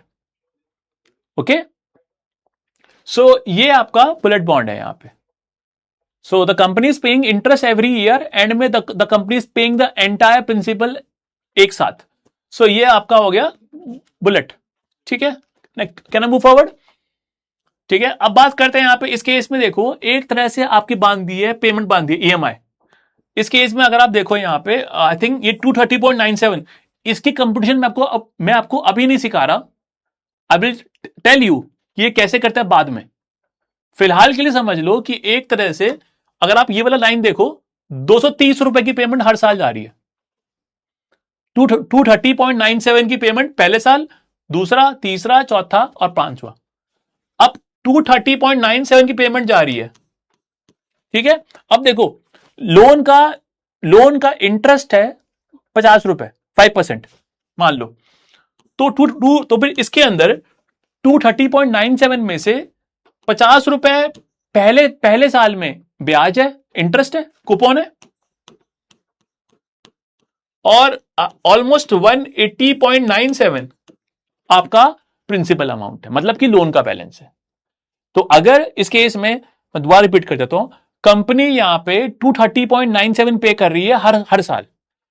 First year 230.97, second year 230, third year 230, fourth year 230 and fifth year 230। लेकिन इसमें यहां पे क्या हो रहा है कि आप देखो, यहां पे जो इंटरेस्ट है पहले साल का 50 रुपए है, ठीक है।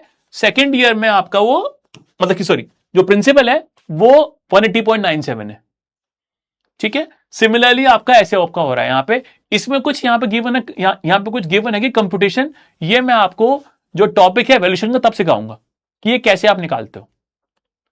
फिलहाल के लिए समझ लो कि इस केस में आपका एक तरह से आपकी इक्वल पेमेंट्स आ रही है यहां पे, मतलब कि आपका हर पेमेंट में इंटरेस्ट और प्रिंसिपल दोनों पे ऑफ हो रहा है और पेमेंट इक्वल है यहां पे। इसको नाम दिया गया फुल्ली अमोर्टाइजिंग। ये देखो लिखा हो ना, जिस तरीके से लोन की होती है ना पेमेंट, ईएमआई, बिल्कुल वैसे ही यहां पे।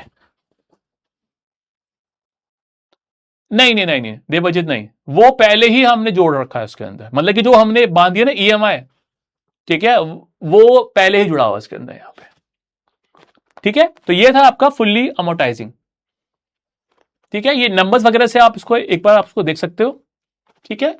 उसके अलावा ओके, मैंने लिखा भी हुआ यहाँ पे, देखो सी, मैं लिखा हुआ है 230.97 का पेमेंट था पहला, उसमें से 50 का आपका इंटरेस्ट था और 180.97 का आपका प्रिंसिपल था, मतलब कि आपका लोन का बैलेंस। अब देखो, 1000 का लोन था, 1000 में से 180 पे हो गया पहले साल में, तो 1000 में से 180 पे हो गया पहले साल में, तो लोन का बैलेंस कितना रह गया? ऑलमोस्ट 820। हाँ या ना?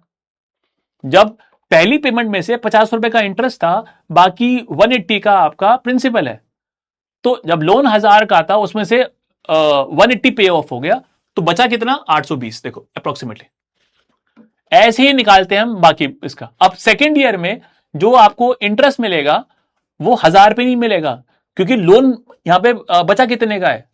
820 का। तो सेकेंड ईयर में आपको 820 पे मिलेगा इंटरेस्ट। अगेन दोबारा सिखाऊंगा, फिलहाल के लिए एक तो बहुत दिक्कत बहुत है ये, बट फिलहाल के लिए समझो कि जो फुल्ली अमोर्टाइजिंग है उसके अंदर आपका इक्वल पेमेंट जा रही है हर साल, दैट इज फुल्ली अमोर्टाइजिंग। कोई डाउट इसके अंदर गाइस? ठीक है। अगेन मैं इसकी जो कंपटीशन नहीं सिखा रहा अभी, खाली मैं आपको एक स्ट्रक्चर दे रहा हूं। जब चैप्टर आएगा वैल्यूएशन का तो दोबारा करेंगे कि how we can compute this payment, ठीक है। I will tell you in using the BA2, क्योंकि हमको ये मैनुअली करने की जरूरत नहीं है, हमारे पास BA2 है, हम उससे हम फिर वहीं से सीखेंगे कि कैसे करते हैं, ठीक है। I am moving forward guys, ठीक है। अब बात करते हैं यहां पे आपका पार्शियली अमोर्टाइजिंग। ये जो आया है यहां पे, ये पार्शियली अमोर्टाइजिंग है।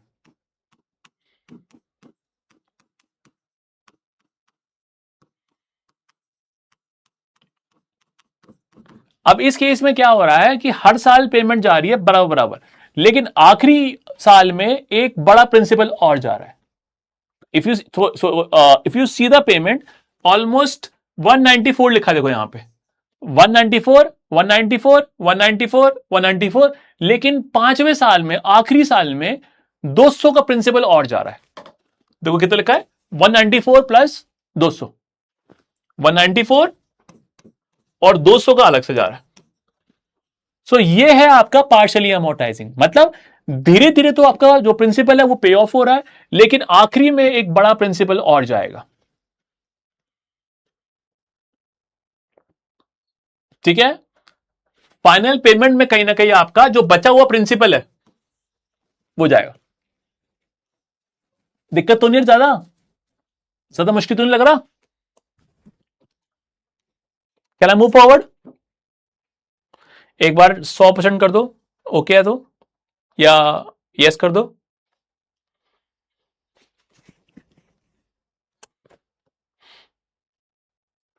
तो ये था आपका फुल्ली फुल्ली में हमारी पेमेंट जो थी बराबर बराबर, पार्शियली में एक बड़ा प्रिंसिपल एंड में पे ऑफ हो रहा था। And doubts? ठीक है, ओके। हम्म, ओके। एबीएस चलो, ये तो हमने कर लिया। ठीक है। अच्छा, अभी तो किसी को दिक्कत तो नहीं आई, जैसे कि पहले बच्चों को कुछ इशू आ रहा था कि ये टॉपिक्स वगैरह कवर नहीं हो रहे डिटेल में? आई डोंट थिंक आपको आना चाहिए कि यार कुछ भी मिस हो रहा है। आई डोंट थिंक कुछ भी, एनी हाउ आपको कुछ फील आना चाहिए कि मिस नहीं हो रहा। 80%, वाई नॉट? एक पता है अबे, अबे पता है, honestly I will take it. 80 पे मैं बहुत खुश हूं, क्योंकि मुझे पता है कि आप जब पढ़ोगे ना तो आपको, तब भी आपको 80 आएगा। जब मल्टीपल टाइम रिवाइज करेगा ना तो तेरे को 90 या 100 पहुंचेगा। आई कैनॉट गिव यू 100% एकदम से। ठीक है, मैं जब मैं पढ़ता था ना, मेरे तो ऑलमोस्ट 50 या 60 होता है। ठीक है, ऑनेस्टली, मतलब कि वीडियो तो मेरे पास कुछ थी नहीं वहां पे उस टाइम पे। ठीक है, कभी कभार जुगाड़ कर लिया हल्का सा वीडियोस का, लेकिन कुछ थी नहीं वीडियोस तो 60-50 मेरा रहता था यार। मेरे को पहली बार में तो कुछ मेरे को समझ में आता ही नहीं, क्योंकि हम चीजें बहुत सारी डाल रहे होते हैं। बट इफ यू गेटिंग कुछ तो समझ में आपको आ ही रहा होगा यहाँ पे। बाकी when you read in multiple time ना, मैं दोबारा बोलूंगा, मल्टीपल टाइम रीडिंग करो। जो क्वेश्चंस नहीं कर रहे वो गलती कर रहे हैं। मेन खेल क्वेश्चंस का है। आप लोग गलती करते हो, कई बच्चे ही गलती करते हैं, बार बार पढ़ते रहते हैं। बार बार पढ़ने से काम नहीं होगा, क्वेश्चंस नहीं करोगे आप। देखो सी, क्वेश्चंस है हमारे कॉन्सेप्ट का एप्लीकेशन। एग्जाम में आपको याद आपको नहीं करना, आपको खाली जो कॉन्सेप्ट वगैरह है वो पता होना चाहिए। मैंने आपको एक छोटी सी बात बताई स्टार्टिंग में, कि प्राइस बढ़ता ज्यादा है गिरता कम है। ये कॉन्सेप्ट आपको पता होना चाहिए वहां पे। और उसको सही ऑप्शन चूज करना अपने आप में एक स्किल है, आपको वो सीखना पड़ेगा। ठीक है, आपको वो सीखना पड़ेगा कि सही ऑप्शन आप चूज कैसे कर सकते हो। ठीक है, चलो let's move forward to sinking fund. देखो सिंकिंग फंड में क्या हो रहा है, सिंकिंग फंड में क्या हो रहा है, यहां पे कंपनी ने बोला, मान लो लोन है 20 साल का, मान लो लोन है 20 साल का और है 300 करोड़ का। कंपनी ने बोला कि ठीक है, हम सारा लोन एक साथ पे नहीं करेंगे, 5वें साल के बाद हर साल पे कर देंगे 20 करोड़ का। सो लोन था 300 करोड़ का, हमने कहा कि भाई हम क्या करेंगे, 5वें साल के बाद हर साल पे करते रहेंगे 20 करोड़।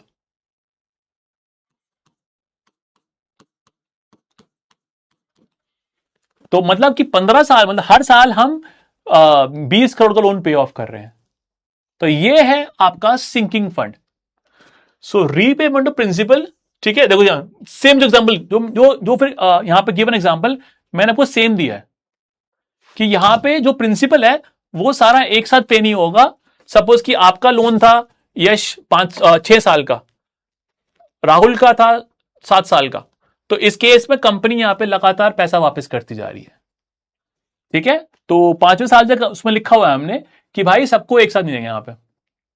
लास्ट में विवेक, लास्ट में अराउंड, मैं अगर मेरी बात मानेगा, अगर बिल्कुल मुझे ब्लाइंडली फॉलो करेगा, तो लास्ट के 2 महीने में,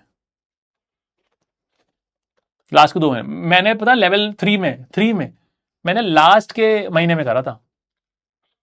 मेरी बात अलग है, क्योंकि उस टाइम मैं जॉब कर रहा था। ठीक है, और मैं बहुत रेडी था लेवल 3 के लिए, मतलब आई थिंक सबसे सबसे ज्यादा शायद मेरा लेवल 3 में आया होगा। ठीक है, लेवल 3 में बहुत ज्यादा था, लेवल 1 में मेरा बहुत ज्यादा था। 2 मेरे को इतना पसंद नहीं आता, लेकिन 2 में मेरा ठीक था। 2 में मेरे अच्छा खासा स्कोर थे, लेकिन 3 में बहुत अच्छा मैंने करा होगा। ठीक है, तो यही करना है आपको यहाँ पे इसके अंदर, कि लास्ट के 2 महीने में सीएफए की वेबसाइट के क्वेश्चन करो, तब तक डीपीपी के जो क्वेश्चन है वो करते रहो। बाकी कहीं और से क्वेश्चन मिले वो भी कर लो, मेरी तरफ से कोई मनाही नहीं है। मैं चाहता हूं कि आप पास हो। आप क्वेश्चंस यूज करते हो श्वेजर के, कुछ और करते हो, दैट आई डोंट केयर, मुझे आप पास चाहिए। ठीक है, मैं कि इसमें हम कोशिश कर रहे हैं कि क्वेश्चन अच्छे बनाए। देखो क्वेश्चंस का ना, मैं ये नहीं कह रहा कि देखो हमारे भी करो, साथ में और भी करो। क्वेश्चंस को ट्राई करने में कोई दिक्कत नहीं है, मैं हमेशा मानता हूं। देखो एक लास्ट बात मैं आपको बताऊंगा। मेरा जब मैंने फर्स्ट टाइम पढ़ाया था 2016 में, मेरे 6 में से 3 पास थे, ठीक है, जो कि 50% है, बहुत कम लोगों को होता है। अब उस केस में आपको जो पास हुए, तो अब क्या हुआ था, उनको मैंने अपनी टेक्निक सिखाई थी। मैं क्वेश्चंस नहीं करता था, मैं खाली करता था रीडिंग। 6 में से 3 पास थे। मैंने मतलब किया ऐसा क्या हो गया, क्योंकि बहुत मेहनत करी थी, क्योंकि साथ में उनके बैठ के मतलब क्योंकि हेल्प कर रहा हूं। तो मुझे समझ में आया, धीरे धीरे समझ में आया कि भाई बच्चे मेन पास होते हैं क्वेश्चन करने से। मैं आपसे इसलिए, मैं कभी भी मेरी वीडियो उठाकर देख लो, मैं आपको ये बात बोल रहा हूँ, क्वेश्चंस करो, क्वेश्चंस करो, क्वेश्चंस करो। बच्चे गलती करते हैं, जो बच्चे फेल होते हैं वो गलती ये करते हैं कि 80% 90% टाइम देते हैं रीडिंग को और क्वेश्चंस करते ही नहीं है। जितने आपने क्वेश्चन ज्यादा करे उतने आपके चांसेस बढ़ जाएंगे ठीक होने के। बस खाली अपने क्वेश्चन की गलतियां बुक में जो कॉन्सेप्ट है वहां पे उसके बगल में लिख लिया। ये आपको करना है यहां पे कि बगल में लिख लिया वहां पे गलती क्या हुई है मेरी, यहां ये मैं करता था। ठीक है।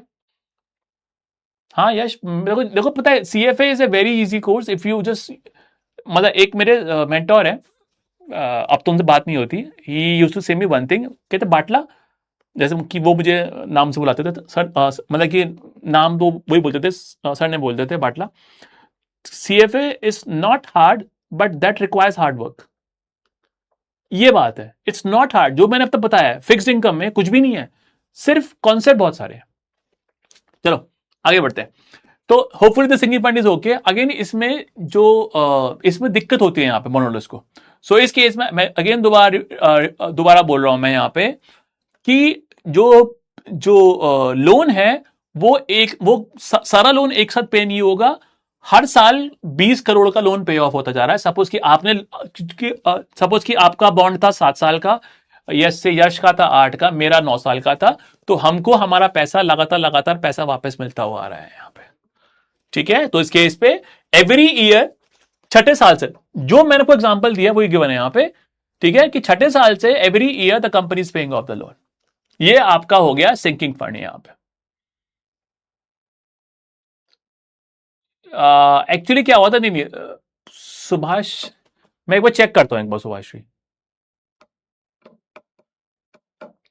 मानव मानव पता क्या होता है, अगर तेरे को अभी तक क्या होता है, मैंने फिलहाल बोला है कि क्वेश्चन नॉर्मल रखो। मैंने डीपी को मैंने बोला है कि मुझे क्वेश्चन अभी नॉर्मल चाहिए, मेरे को क्वेश्चन हार्ड नहीं चाहिए फर्स्टली, क्योंकि बच्चों के कॉन्फिडेंस पे फर्क पड़ता है। लेकिन कुछ क्वेश्चन आपको इजी मिलेंगे, इससे भी इजी मिलेंगे, और कुछ आपको इसके पार मिलेंगे। ठीक है, इससे इजी भी होंगे, इसके बराबर भी होंगे, और कुछ इससे ऊपर भी होंगे। फिलहाल के लिए मैंने भी बेस रखा है, मैंने भी हार्ड नहीं दिया, मैंने भी इजी नहीं दिया। ठीक है, जो मैंने टीम को बोला है कि मुझे हार्ड नहीं चाहिए फिलहाल, मैंने साफ बोल दिया था, क्योंकि फिर अब क्योंकि फर्स्ट टाइम कर रहे हो ना, फर्स्ट टाइम नॉर्मल क्वेश्चंस करो, बाद में हार्ड मैं आपको और देता हूं बाद में। ठीक है, ओके। यहां पे अब देखो, अब देखो उसमें दिक्कत क्या है। मान लो जब यहां पे बॉन्ड बेचा था तो ब्याज चल रहा था, इंटरेस्ट चल रहा था 6%। ठीक है, सपोज लेट्स से यश को पैसा वापस मिल गया, यहां मिल गया था, मान लो 8 साल पे, तो यश को पैसा मिल गया 8th ईयर में, और इस टाइम जो इंटरेस्ट चल रहा है 3%। तो ये हो गया आपका, ये फिर रिस्क हो गया यश का। कैसे? जब उसने लोन दिया था 8 साल पहले तो ब्याज था 6%, अभी इंटरेस्ट गिर के कितना हो गया? 3%। अब अगर यश को दोबारा पैसा लगाना है, इन्वेस्ट करना कहीं पे, तो उसे सिर्फ 3% मिलेगा। इस रिस्क को बुलाते हैं री इन्वेस्टमेंट रिस्क। अगेन ये दोबारा आएगा तो चैप्टर आई थिंक 57 है, उसमें दोबारा आता है। सो दैट इज योर री इन्वेस्टमेंट रिस्क, कि जब आपने कहीं ना कहीं जब आपने लोन दिया उस टाइम रेट था 6%, मान लीजिए, अभी इंटरेस्ट गिर गया, तो जब आपको 8वें साल जब यहां पे यश को पैसा वापस मिला, तो जो रेट है वो 6 से गिर के 3 हो गया। अब यश को री इन्वेस्ट करना पड़ेगा 3% पे, and that is reinvestment risk.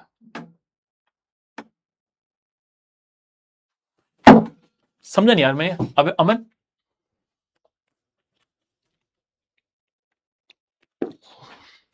Aman can you repeat your question?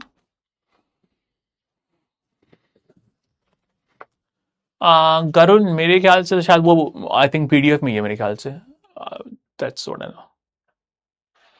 मैं भी, मैं भी क्या? अच्छा तुम्हारा, अच्छा तुम्हारी चैट अभी लेट आई है। चलो ठीक है, वो अपने व्हाट्सएप पे बात कर लेना उस चीज की, ठीक है, जो तुम्हें करना होगा। ओके, सो इस केस में तो सेम लिखा मैंने यहाँ पे। तो ये बोला है कि सपोज कि इस केस में ये बार रिस्क क्या हो गया कि अब आपको दोबारा री इन्वेस्ट करना पड़ेगा एट लोअर यील्ड। लेकिन तुम्हें फायदा भी है यहां पे। फायदा क्या है तुम्हें कि उसमें लेस क्रेडिट रिस्क है। मतलब देखो, अगर पैसा मिलेगा एक साथ 20 साल बाद, तो 300 करोड़ कंपनी एक साथ देगी, रिस्क है। इससे अच्छा क्या है कि हमको कि लोगों को पैसा मिल रहा है धीरे धीरे करके, तो इसमें लेस डिफॉल्ट रिस्क है यहां पे। तो ये कहीं ना कहीं फायदा आपका है यहां पे। या बिल्कुल अतुल। आ, नहीं नहीं, empire fall then yield will also fall ना। उल्टा बोल दिया आपने, डिक्रीज होगा। जो एमआरआर है, देखो सी यहां पे एमआरआर है, ये आपका मार्केट का रेट है। तो अगर जो रेट है मार्केट का वो गिर रहा है, तो यील्ड भी आपका गिर जाएगा वहां पे। जो यील्ड होता है that is link with your this MRR. ठीक है, कैन मूव फॉरवर्ड यहां पे क्लास। अब ये एक्चुअली मैं ना यश में आ रहा था, कैब पंचर हो गई थी, तो आई टुक ए न्यू कैब, और वो भी रास्ते में से वो भी इतनी गंदी कैब मिली थी, इसलिए मैं लेट हो गया आज। एक तो सुबह से वैसी हालत खराब थी, मैं चलो कैब में बैठा, ठीक है, मुझे टाइम दिखा था 6:45 पहुंच जाऊंगा मैं ऐसा करता हूँ कि मैं 6:40 में मैं ट्राई करता हूँ कि मैं पहुंच जाऊँ यहाँ पे। वो एक दो बार वो फिर पंचर हो गई, फिर दोबारा बुकिंग करी, दोबारा आई, इसलिए मैंने फिर मैम को बोला था, मैं फिर 7:10 पे मैं फिर यहाँ पहुंच गया था दोबारा कैब लेके।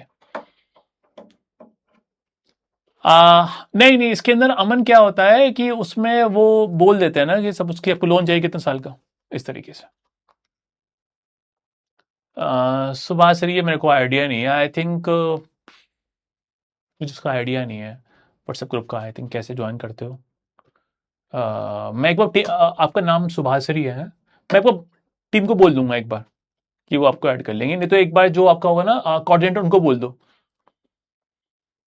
हाँ हाँ, इसमें ठीक है, कैन मूव फॉरवर्ड।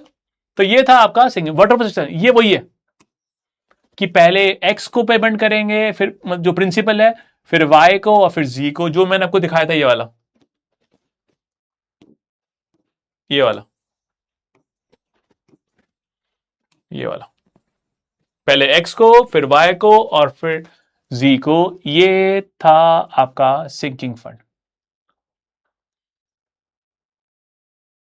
ठीक है,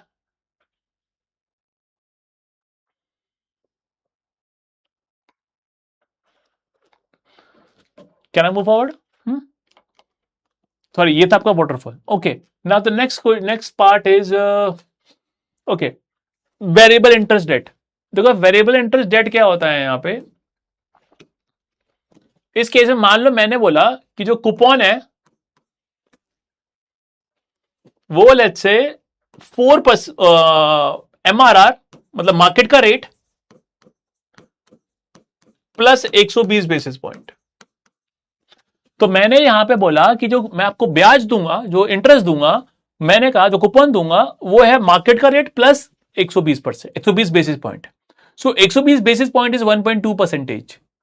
सो इस केस में सपोज कि मार्केट का जो रेट है that is 4%, in that case I will pay you 5.2, 4% plus 1.2। अगर लेट्स से जो रेट है मार्केट का that is 5%, so I will be paying you 5% plus 1.2। ये आपका होता है फ्लोटिंग रेट डेट, क्योंकि इस केस में जो आपका इंटरेस्ट है, जो कूपन है वो फिक्स नहीं है, वो आपका वेरिएबल है, फ्लोटिंग है, that is floating rate debt. ये आपका हो गया यहां पे। अगेन जो वेरिएबल रेट है आपका लिखा ना, जो रेट है उसको सीएफएम में नाम दिया जाता है एमआरआर, मार्केट रेफरेंस रेट। ये क्या है, ये मान लीजिए कि आपको समझने के लिए, वैसे तो है ही वही, कि ये आपका मार्केट का रेट है। अब कंपनी आपको अगर बॉन्ड बेच रही है, वो मेंशन कर देगी कि जो वेरिएबल रेट क्या होगा, ठीक है। फॉर एग्जाम्पल उसने कहा कि जो रेपो रेट है वो है आपका वेरिएबल रेट। नहीं, बिल्कुल नहीं। मैंने मैंने बच्चे मैंने लेवल, ऑल लेवल्स में मैंने सीएफए करिकुलम को हाथ ही नहीं लगाया सिवाय क्वेश्चंस के। वो भाई मैं ना बच्चों, मैं ना नाम वाम याद नहीं वहां पर रख पाता, और सीएफएम की बुक में ना महाभारत लिखी हुई है, मेरे बस की नहीं है वो। तो सीएफए करिकुलम मैंने तो यूज नहीं करा। कई लोग बोल रहे थे उस टाइम पे लेवल 3 में कर लो, मैंने नहीं करा। मैं नहीं कर रहा इसको। मैंने अपने को बैक करा था कि मैं कर लूंगा उससे। तो आई यूज श्वेजर, मैंने ऑल लेवल्स आई यूज श्वेजर, ठीक है। तो ये आपका था यहाँ पे, ठीक है। Can I move forward? अच्छा, ये तो यहाँ पे ना मैंने एक बात बोल रहा है, कहता सपोज कि पॉइंट किस 0.75 था आपका, सो मतलब कि रेट था हमारा एमआरआर प्लस 0.75, ये हमने बोला था कि हम इतना ब्याज देंगे, इतना कूपन देंगे। नाउ इन दैट केस अगर जो वेरिएबल रेट है, if that is coming out to be 2.3%, if suppose, so 2.3 प्लस 0.75, तो हम 3.05 पे करेंगे। That is my interest for the entire year. लेकिन अगर वहां पे हमारा सेमी क्वार्टरली है, सो इसको डिवाइड बाय 4 कर दीजिए, लिखा है।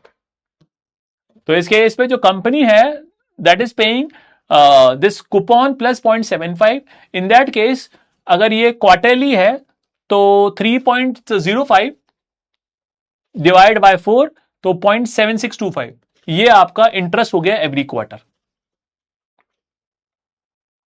हाँ, बिल्कुल, ठीक है। कैन आई मूव फॉरवर्ड इस पे? यहां पे कोई दिक्कत तो नहीं आ रही आज? अच्छा, अब बात करते हैं नेक्स्ट स्टेप अप कूपन।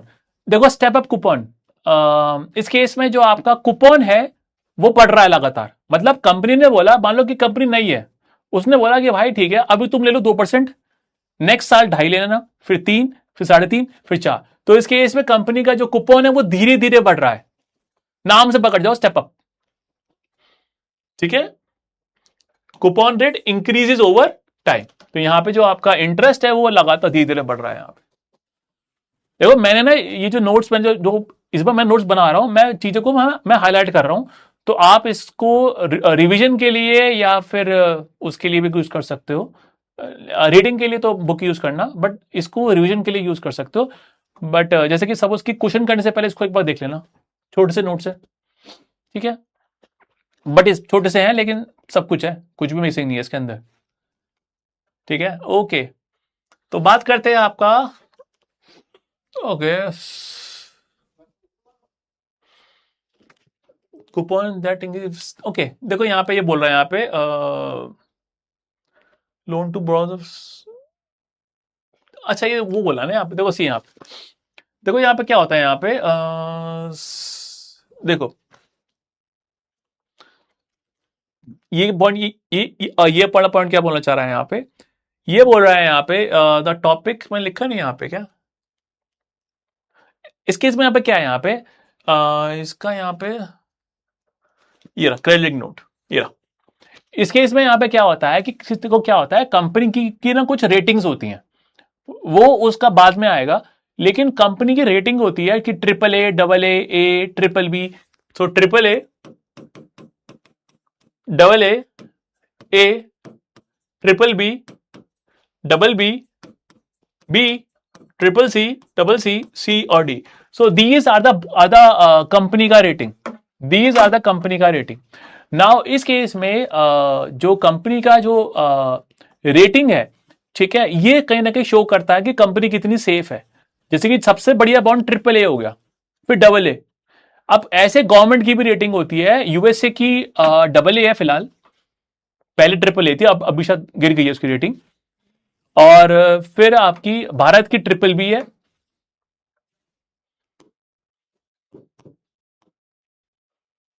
ये भारत की है, ये फिलहाल यूएस की है, यूएस की, जर्मनी की, ऑस्ट्रिया की, ऑस्ट्रेलिया की ट्रिपल ए, डबल ए।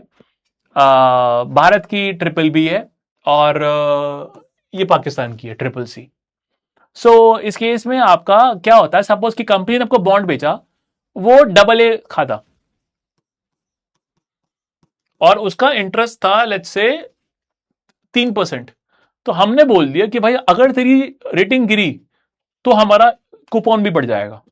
मतलब मैंने कहा कि अगर ए हो गई आपकी, डबल ए से आपकी ए हो गई, तो मैं 3.5 कर दूंगा, बढ़ा दूंगा इंटरेस्ट। और अगर ट्रिपल ए हो गई तो मैं कम कर दूंगा, 2.5 कर दी। So that is CLN, credit link note.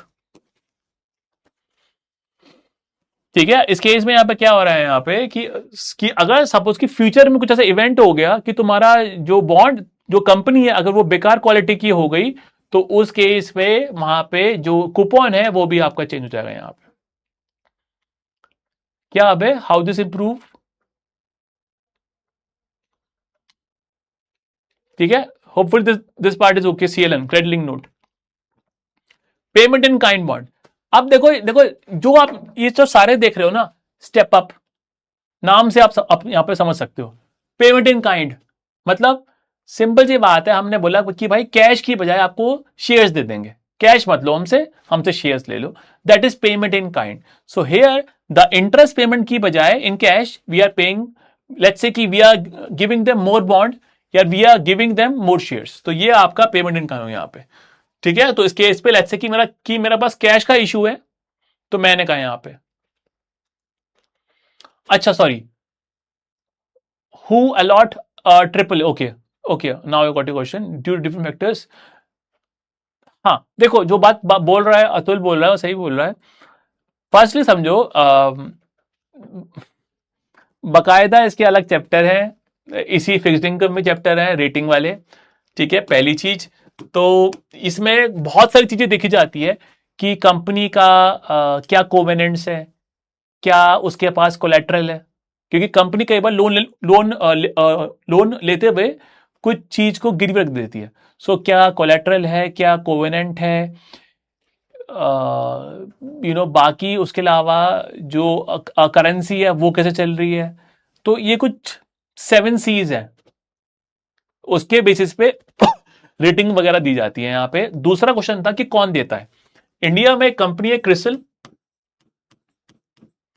और एक मेरी स्टूडेंट थी, she also use to work with debt rating agency, वो भी थी, उसका मुझे नाम याद नहीं आ रहा, वो आई थिंक उसका ऑफिस CP में है।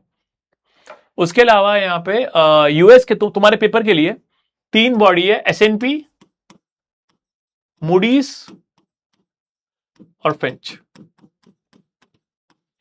ये 3 बॉडी है जो कि बॉन्ड को रेटिंग प्रोवाइड करती है, standard and poor, S&P, Finch और मूडीज। ये रेटिंग कैसे प्रोवाइड करता है बाद में बताऊंगा, बट फिलहाल के लिए इतना हमारे लिए इनफ है कि इस केस में आपका जो रेटिंग है वो अगर गिरता है तो इंटरेस्ट बढ़ेगा ज्यादा, रेटिंग उठ गया तो इंटरेस्ट आपका कम हो जाएगा। ये था क्रेडिट लिंक नोट। ठीक है, तो इस तरीके से आप यहां पे करते हो यहां पे। Hopeful this part is okay. Now payment and kind की बात करो यहां पे। ठीक है, अब हम सपोज की कंपनी ने बोला कि हम उसके बदले में, कैश के बदले में आपको और बॉन्ड दे देंगे यहां पे। ठीक है, देखो तो इसके इस पे आप यहां पे कंपनी यहां पे कब कर रही है, सपोज कि उसके पास जो कैश फ्लो है अगर वो कम पड़ रहा है तो वो बोलती है कि हमसे शेयर्स ले लो, लेकिन अभी पैसे मत लो यहां। ठीक है, नेक्स्ट बात करता है ग्रीन बॉन्ड। जो ग्रीन बॉन्ड है, व्हाट डज दिस से, ये बोलता है कि अगर कंपनी ने, अगर अपने गोल्स है जो रिगार्डिंग द एनवायरमेंट, अगर वो अचीव नहीं करे, सपोज कि लेट्स से CO2 एमिशन, अगर CO2 का एमिशन अगर ज्यादा हो गया कंपनी के थ्रू, तो कंपनी यहां पे एक्स्ट्रा कूपन पे करेगी। That is green bond. तो यहां पे जो लोग कहीं ना कहीं सपोज कि एनवायरमेंट को लेके बड़ा कंसर्न है, वो ये वाले बॉन्ड लेते हैं यहां पे। That is this green bond. US में बहुत करते हैं यहां पे, इंडिया में इतना ज्यादा कुछ है नहीं रिगार्डिंग द एनवायरमेंट। ठीक है, अनफॉर्चुनेटली। ठीक है, तो ये आपका है ग्रीन बॉन्ड यहां पे। ठीक है, here if the if the specific goal regarding that, for example CO2 emission, ठीक है, अगर वो आपने अचीव नहीं करा तो उस केस में आपका इंटरेस्ट या प्रिंसिपल आपका चेंज होगा। यहां पे इतना ही मेंशन कर रखा हमारे कोर्स में। Can I move forward? सब कुछ ओके चल रहा है यहां पे फिलहाल, ठीक है। अब बात करते हैं इंडेक्स लिंक बॉन्ड, ठीक है। इंडेक्स लिंक बॉन्ड क्या होते हैं, ये बड़े इंपॉर्टेंट है। देखो सो इस केस में यहां पे सपोज देखो यहां पे एक नाम गिवन है सीपीआई, ये मेजर करता है inflation. This CPI consumer price index, ये यूएस में जो महंगाई इन्फ्लेशन को मेजर करता है।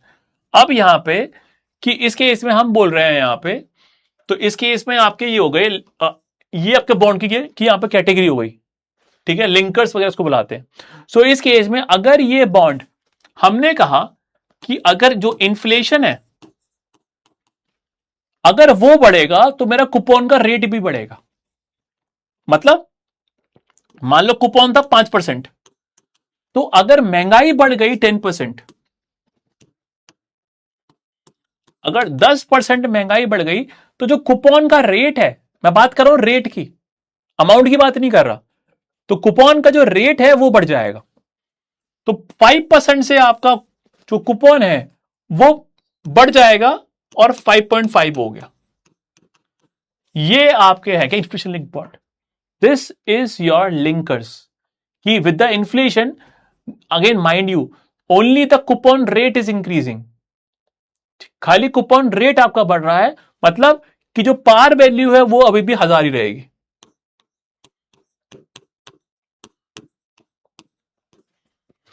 ये आपके थे लिंकर्स। कोई डाउट तो नहीं इसके अंदर यहां पे, ठीक है। ओके अगेन यहां पे देखो ये वाला था, ठीक है। तो इसमें देखो यहां पे इसका नाम ये वाला होता है इंटरेस्ट इंडेक्स, मतलब कि उसी में ये मेन कैटेगरी थी, ठीक है। और इसी में जो पहला वाला है interest index bond, like I said कि इस केस में देखो सी, तो कूपन रेट है, मैं पेन चेंज करता हूं अपना, कूपन रेट है ये आपका एडजस्ट हो रहा है। अगेन पार वैल्यू आपकी एडजस्ट नहीं हो रही, only the coupon increases with the inflation. अगर महंगाई बढ़ी, आपका जो रेट है, इंटरेस्ट रेट है, वो भी बढ़ जाएगा। That is this interest index bond. Second category आपकी आती है कैपिटल इंडेक्स बॉन्ड। इसमें एक फेमस नाम है, बहुत ज्यादा फेमस है, टिप्स। टिप्स इसका फुल फॉर्म है, ठीक है। अब देखो नाम से देखो, ट्रेजरी इन्वेस्टमेंट सिक्योरिटीज, तो ट्रेजरी की बात कर रहा है, मतलब कि यूएस गवर्नमेंट यहां पे इन्वॉल्व है। इस केस में क्या हो रहा है कि आपका जो कूपन का रेट है वो तो 5% रहेगा,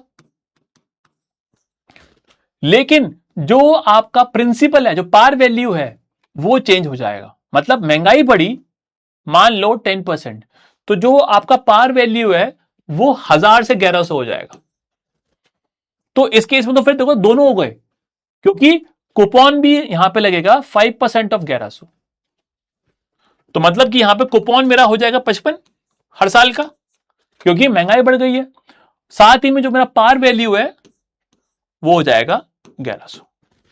सो हेयर आपका कूपन का जो रेट है, in case of tips, coupon का रेट नहीं बढ़ रहा, सिर्फ पार वैल्यू एडजस्ट कर रहे हैं। तो पार वैल्यू आपकी यहां पे, पार वैल्यू यहां पे आपकी एडजस्ट कर रहे हैं यहां पे। तो अगर जो इन्फ्लेशन है, if that increases by 10%, your par value will also increase by 10%। So आपका पार वैल्यू हो गया 1100। उस केस में जो आपका इंटरेस्ट है, that will be your 5% of 1100। यार समीर, लास्ट कल का क्लास हुआ नहीं था यार, कल तो मैं बीमार था एक्चुअली में। आई एम सॉरी, आपका मैसेज अभी आया है। अभी अतुल रुक जा, ग्लोबल और यूरो आने वाले हैं नेक्स्ट, अभी इसी टॉपिक में आपके आने वाले हैं, और बड़ा बेकार से हैं, ठीक है। तो ये था आपका दिस टिप्स। टिप्स के बारे में ध्यान से समझ लेना कि वो क्या होते हैं, ठीक है। अच्छा एक और चीज, अगर मान लो कि जैसे कि कई बार महंगाई बढ़ती है, ऐसी एक चीज होती है डिफ्लेशन, जहां पे जो इन्फ्लेशन नेगेटिव में हो जाता है, मतलब कि महंगाई कम हो रही है, जो कि हमने तो कभी देखा नहीं इंडिया में, जापान में होता है। जापान में ये होता है कि आपका महंगाई बढ़ती नहीं है, महंगाई गिरती है। तो मतलब कि जो चीज 100 रुपए की है कल हो जाएगी 98 की। ये चीज को बुलाते हैं डिफ्लेशन। ये काफी खतरनाक होता है, ठीक है। अब इस केस में, जो टिप्स के केस में ये बोल देते हैं कि अगर डिफ्लेशन हुआ मतलब कि या तो पार वैल्यू, कि या तो पे होगा 1100, लेकिन अगर मान लो कि अगर लेट्स से कि अगर प्राइस गिर रहे लगातार, डिफ्लेशन आ गया है मान लीजिए, तो मिनिमम 1000 पे होगा। मतलब कि 1000 पे होगा या फिर जो वैल्यू है एडजस्टेड, ठीक है। मतलब कि मिनिमम पे होगा 1000। अगर आपका डिफ्लेशन आ गया तब भी उस केस में भी आपका 980 आपका पे नहीं होगा, आपका 1000 ही पे होगा। लेकिन अगर महंगाई बढ़ गई तो आपका 1100 पे होगा फॉर एग्जाम्पल। गाइस कुछ इस पर डाउट तो नहीं है फिलहाल?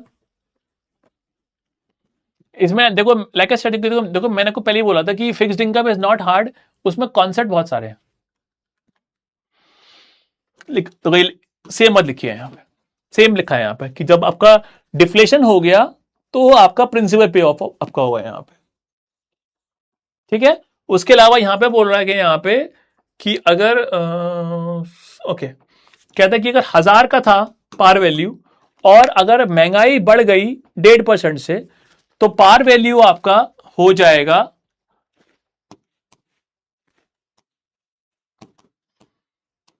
1015, बिकॉज यहां पे कहीं ना कहीं जो आपका इन्फ्लेशन है दैट इज 1.5%। और अगर मेरा जो हाँ जो रेट ऑफ इंटरेस्ट है, एक सेकंड सॉरी, 1000 का पार वैल्यू था और महंगाई बढ़ी है 1% से, सॉरी, तो ये आपका 1010 हो गया। और अगर जो इंटरेस्ट का जो फिर कूपन का रेट है अगर वो 1.5% है, तो my payment for the coupon will be 15.15।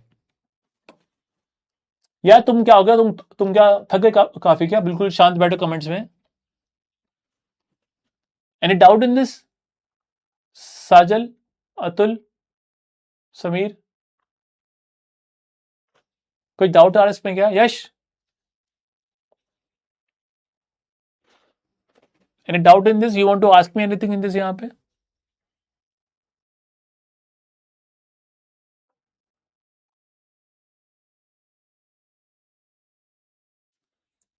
कुछ भी? ठीक है आशीष, ठीक है। सो ओके, ये भी हमने कर लिया यहाँ पे। इस केस पे आपका देखो सी, जो in case of tips, in case of tips आप कहीं ना कहीं दोनों को एडजस्ट कर रहे हो, क्योंकि जो कूपन है वो भी आपको मिल रहा है ज्यादा, साथ ही में पार वैल्यू भी आपको मिल रही है ज्यादा विद द इन्फ्लेशन। तो कहने के जो टिप्स है वो काफी फेमस है। अगर लोगों को लगता है कि महंगाई बढ़ रही है तो वो टिप्स वगैरह परचेज कर लेते हैं, जिसमें आपको एक्स्ट्रा मिलता है कि अगर आपका अगर बढ़ गया इन्फ्लेशन तो आपको जो कूपन है और पार वैल्यू है वो आपका दोनों आपका एडजस्ट हो जाएगा यहाँ। क्योंकि इस केस में फिर जो लोग कहीं ना कहीं बाय करते हैं टिप्स को, वो लोगों ने परचेसिंग पावर का जो लोगों को डर है, जिनको मेन डर है इन्फ्लेशन का, उससे उनको सेफ्टी मिल जाती है फिर वहां पे। तो ये कहीं ना कहीं महंगाई से आपको बचा के रखता है टिप्स। ऑफ कोर्स इंडिया में पॉसिबल नहीं है, ठीक है। तो ये आपका टिप्स है यहां पे। अरे कल हर्ष, कल मेरा ऑफ था यार, कल मैं छुट्टी पे था, मतलब मैं ऑफ नहीं था, मैं छुट्टी पे था, मैं बीमार था, ठीक है। तो हर्ष कल का क्लास हुआ नहीं यार। आई थिंक शायद मैम ने शायद बोल दिया होगा आपको सुबह सुबह कि क्लास नहीं होगी आज, ग्रुप में वगैरह पे। चलो अब बात करते हैं ZCB, zero coupon bond. Again फिर से नाम से देखो, जीरो कूपन मतलब कि आपका इसमें कूपन ही नहीं है, so they only pay the par value at maturity. अबे एक बार चेक कर लियो यार, मेरे को ऐसे पता नहीं है, क्योंकि आई थिंक वो स्केड्यूल वगैरह होता है ना। नहीं है ऐसी बुरा हाल है, ठीक है, मतलब पैर से बेटर हूं लेकिन दिक्कत है। तो बात करते हैं ZCB, मतलब मैं एक अजीब बात है, उस दिन क्लास थी ना, तो फर्स्ट टाइम मेरी तबीयत ऐसे खराब हुई है कि मैं गिरने लगा था। मैं कभी नहीं होता था, मैं कभी नहीं होता ऐसा बिल्कुल भी, मैं फर्स्ट टाइम लाइफ में कि यार मैं कहूँ कि यार लाइक कि मैं ऐसे गिर जाता। ठीक है। तो पता नहीं उस दिन, क्योंकि उस दिन क्या हुआ था कि कुछ घर में काम चल रहा था, मेरी तबीयत वैसी खराब थी, ऊपर से कुछ खाया भी नहीं था, तो घर में वो कुछ पेंट वगैरह चल रहा था। चलो एनीवे, सो ZCB जीरो कूपन बॉन्ड, इस केस में यहाँ पे कहीं ना कहीं आपका 1,000 रुपए आपको पे करेंगे एंड में, और बॉन्ड 950 पे। तो यहाँ पे बॉन्ड हमेशा डिस्काउंट पे इश्यू होता है। आपने गवर्नमेंट को या कंपनी को पैसा दिया कम, और बीच में कोई आपको इंटरेस्ट नहीं मिल रहा, एट दी एंड आपको यहाँ पे 1,000 मिलेंगे, तो एक तरह से $50 का आपका यहाँ पे कैपिटल गेन हो गया। That is a zero coupon bond. So as the name says, there is no coupon. So हमेशा ये डिस्काउंट पे इशू होते हैं, ठीक है, और पार वैल्यू पे करते हैं मेच्योरिटी पे। Like I said, there is no coupon, ठीक है। अगेन यहाँ पे ओके, अब देखो इस केस में, अगर जो इस केस में मुझे पता है कि मुझे बीच में कोई इंटरेस्ट नहीं मिल रहा, ठीक है, तो इस केस में अगर बाजार का रेट 6 से 2 भी हो जाए, मेरे को टेंशन नहीं है। देखो होता क्या है, जो ये कूपन होते हैं ना, 50 रुपए आपको मिलते हैं हर साल, ऑफकोर्स यहां पे आपको नहीं मिल रहे, लेकिन अगर मान लो कि कोई दूसरा बॉन्ड होता जो कि फिक्स कूपन पे कर रहा होता, तो लोग क्या करते हैं, जो 50 रुपए का ब्याज मिला ना, उसको भी दोबारा कर देते हैं री इन्वेस्ट। सो लोग क्या करते हैं कि जो कूपन मिलता है हर साल, उसको यहां पे कर देते हैं reinvest. So when the company is reinvesting the money, तो I am talking about coupon. तो अगर यहां पे कंपनी लोग अगर यहां पे जो इंटरेस्ट को री इन्वेस्ट कर रहे हैं, मतलब जो इंटरेस्ट मिला उसको किसी दूसरी कंपनी में लगा दिया, ठीक है। नाउ इस केस में अगर सपोज कि अगर रेट गिर गया, अगर बाजार का रेट गिर गया, तो इस केस में मान लो कि 6 से 3 हो गया, तो आप तो फिर इस केस में जब आप पैसों को री इन्वेस्ट करोगे, तो आप सिर्फ कर पाओगे 3% पे। इसको हम बोलते हैं री इन्वेस्टमेंट रिस्क।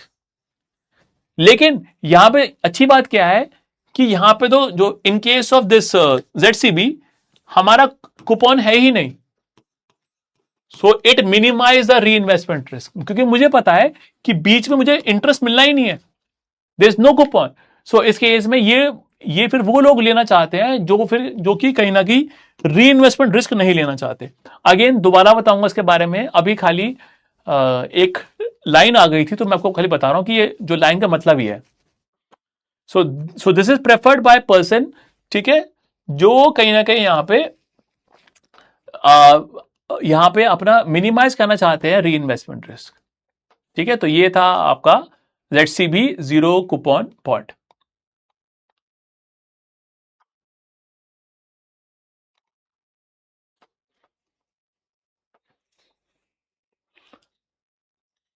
ठीक है हर्ष, मैं बोल दूंगा।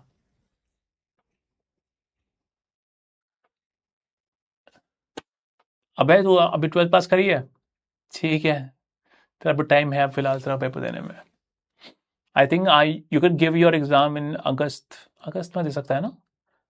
अभी तो आप 12th पास करी है, फिर आप अगस्त तो मैं दे सकता हूँ ख्याल से, हाँ ठीक है।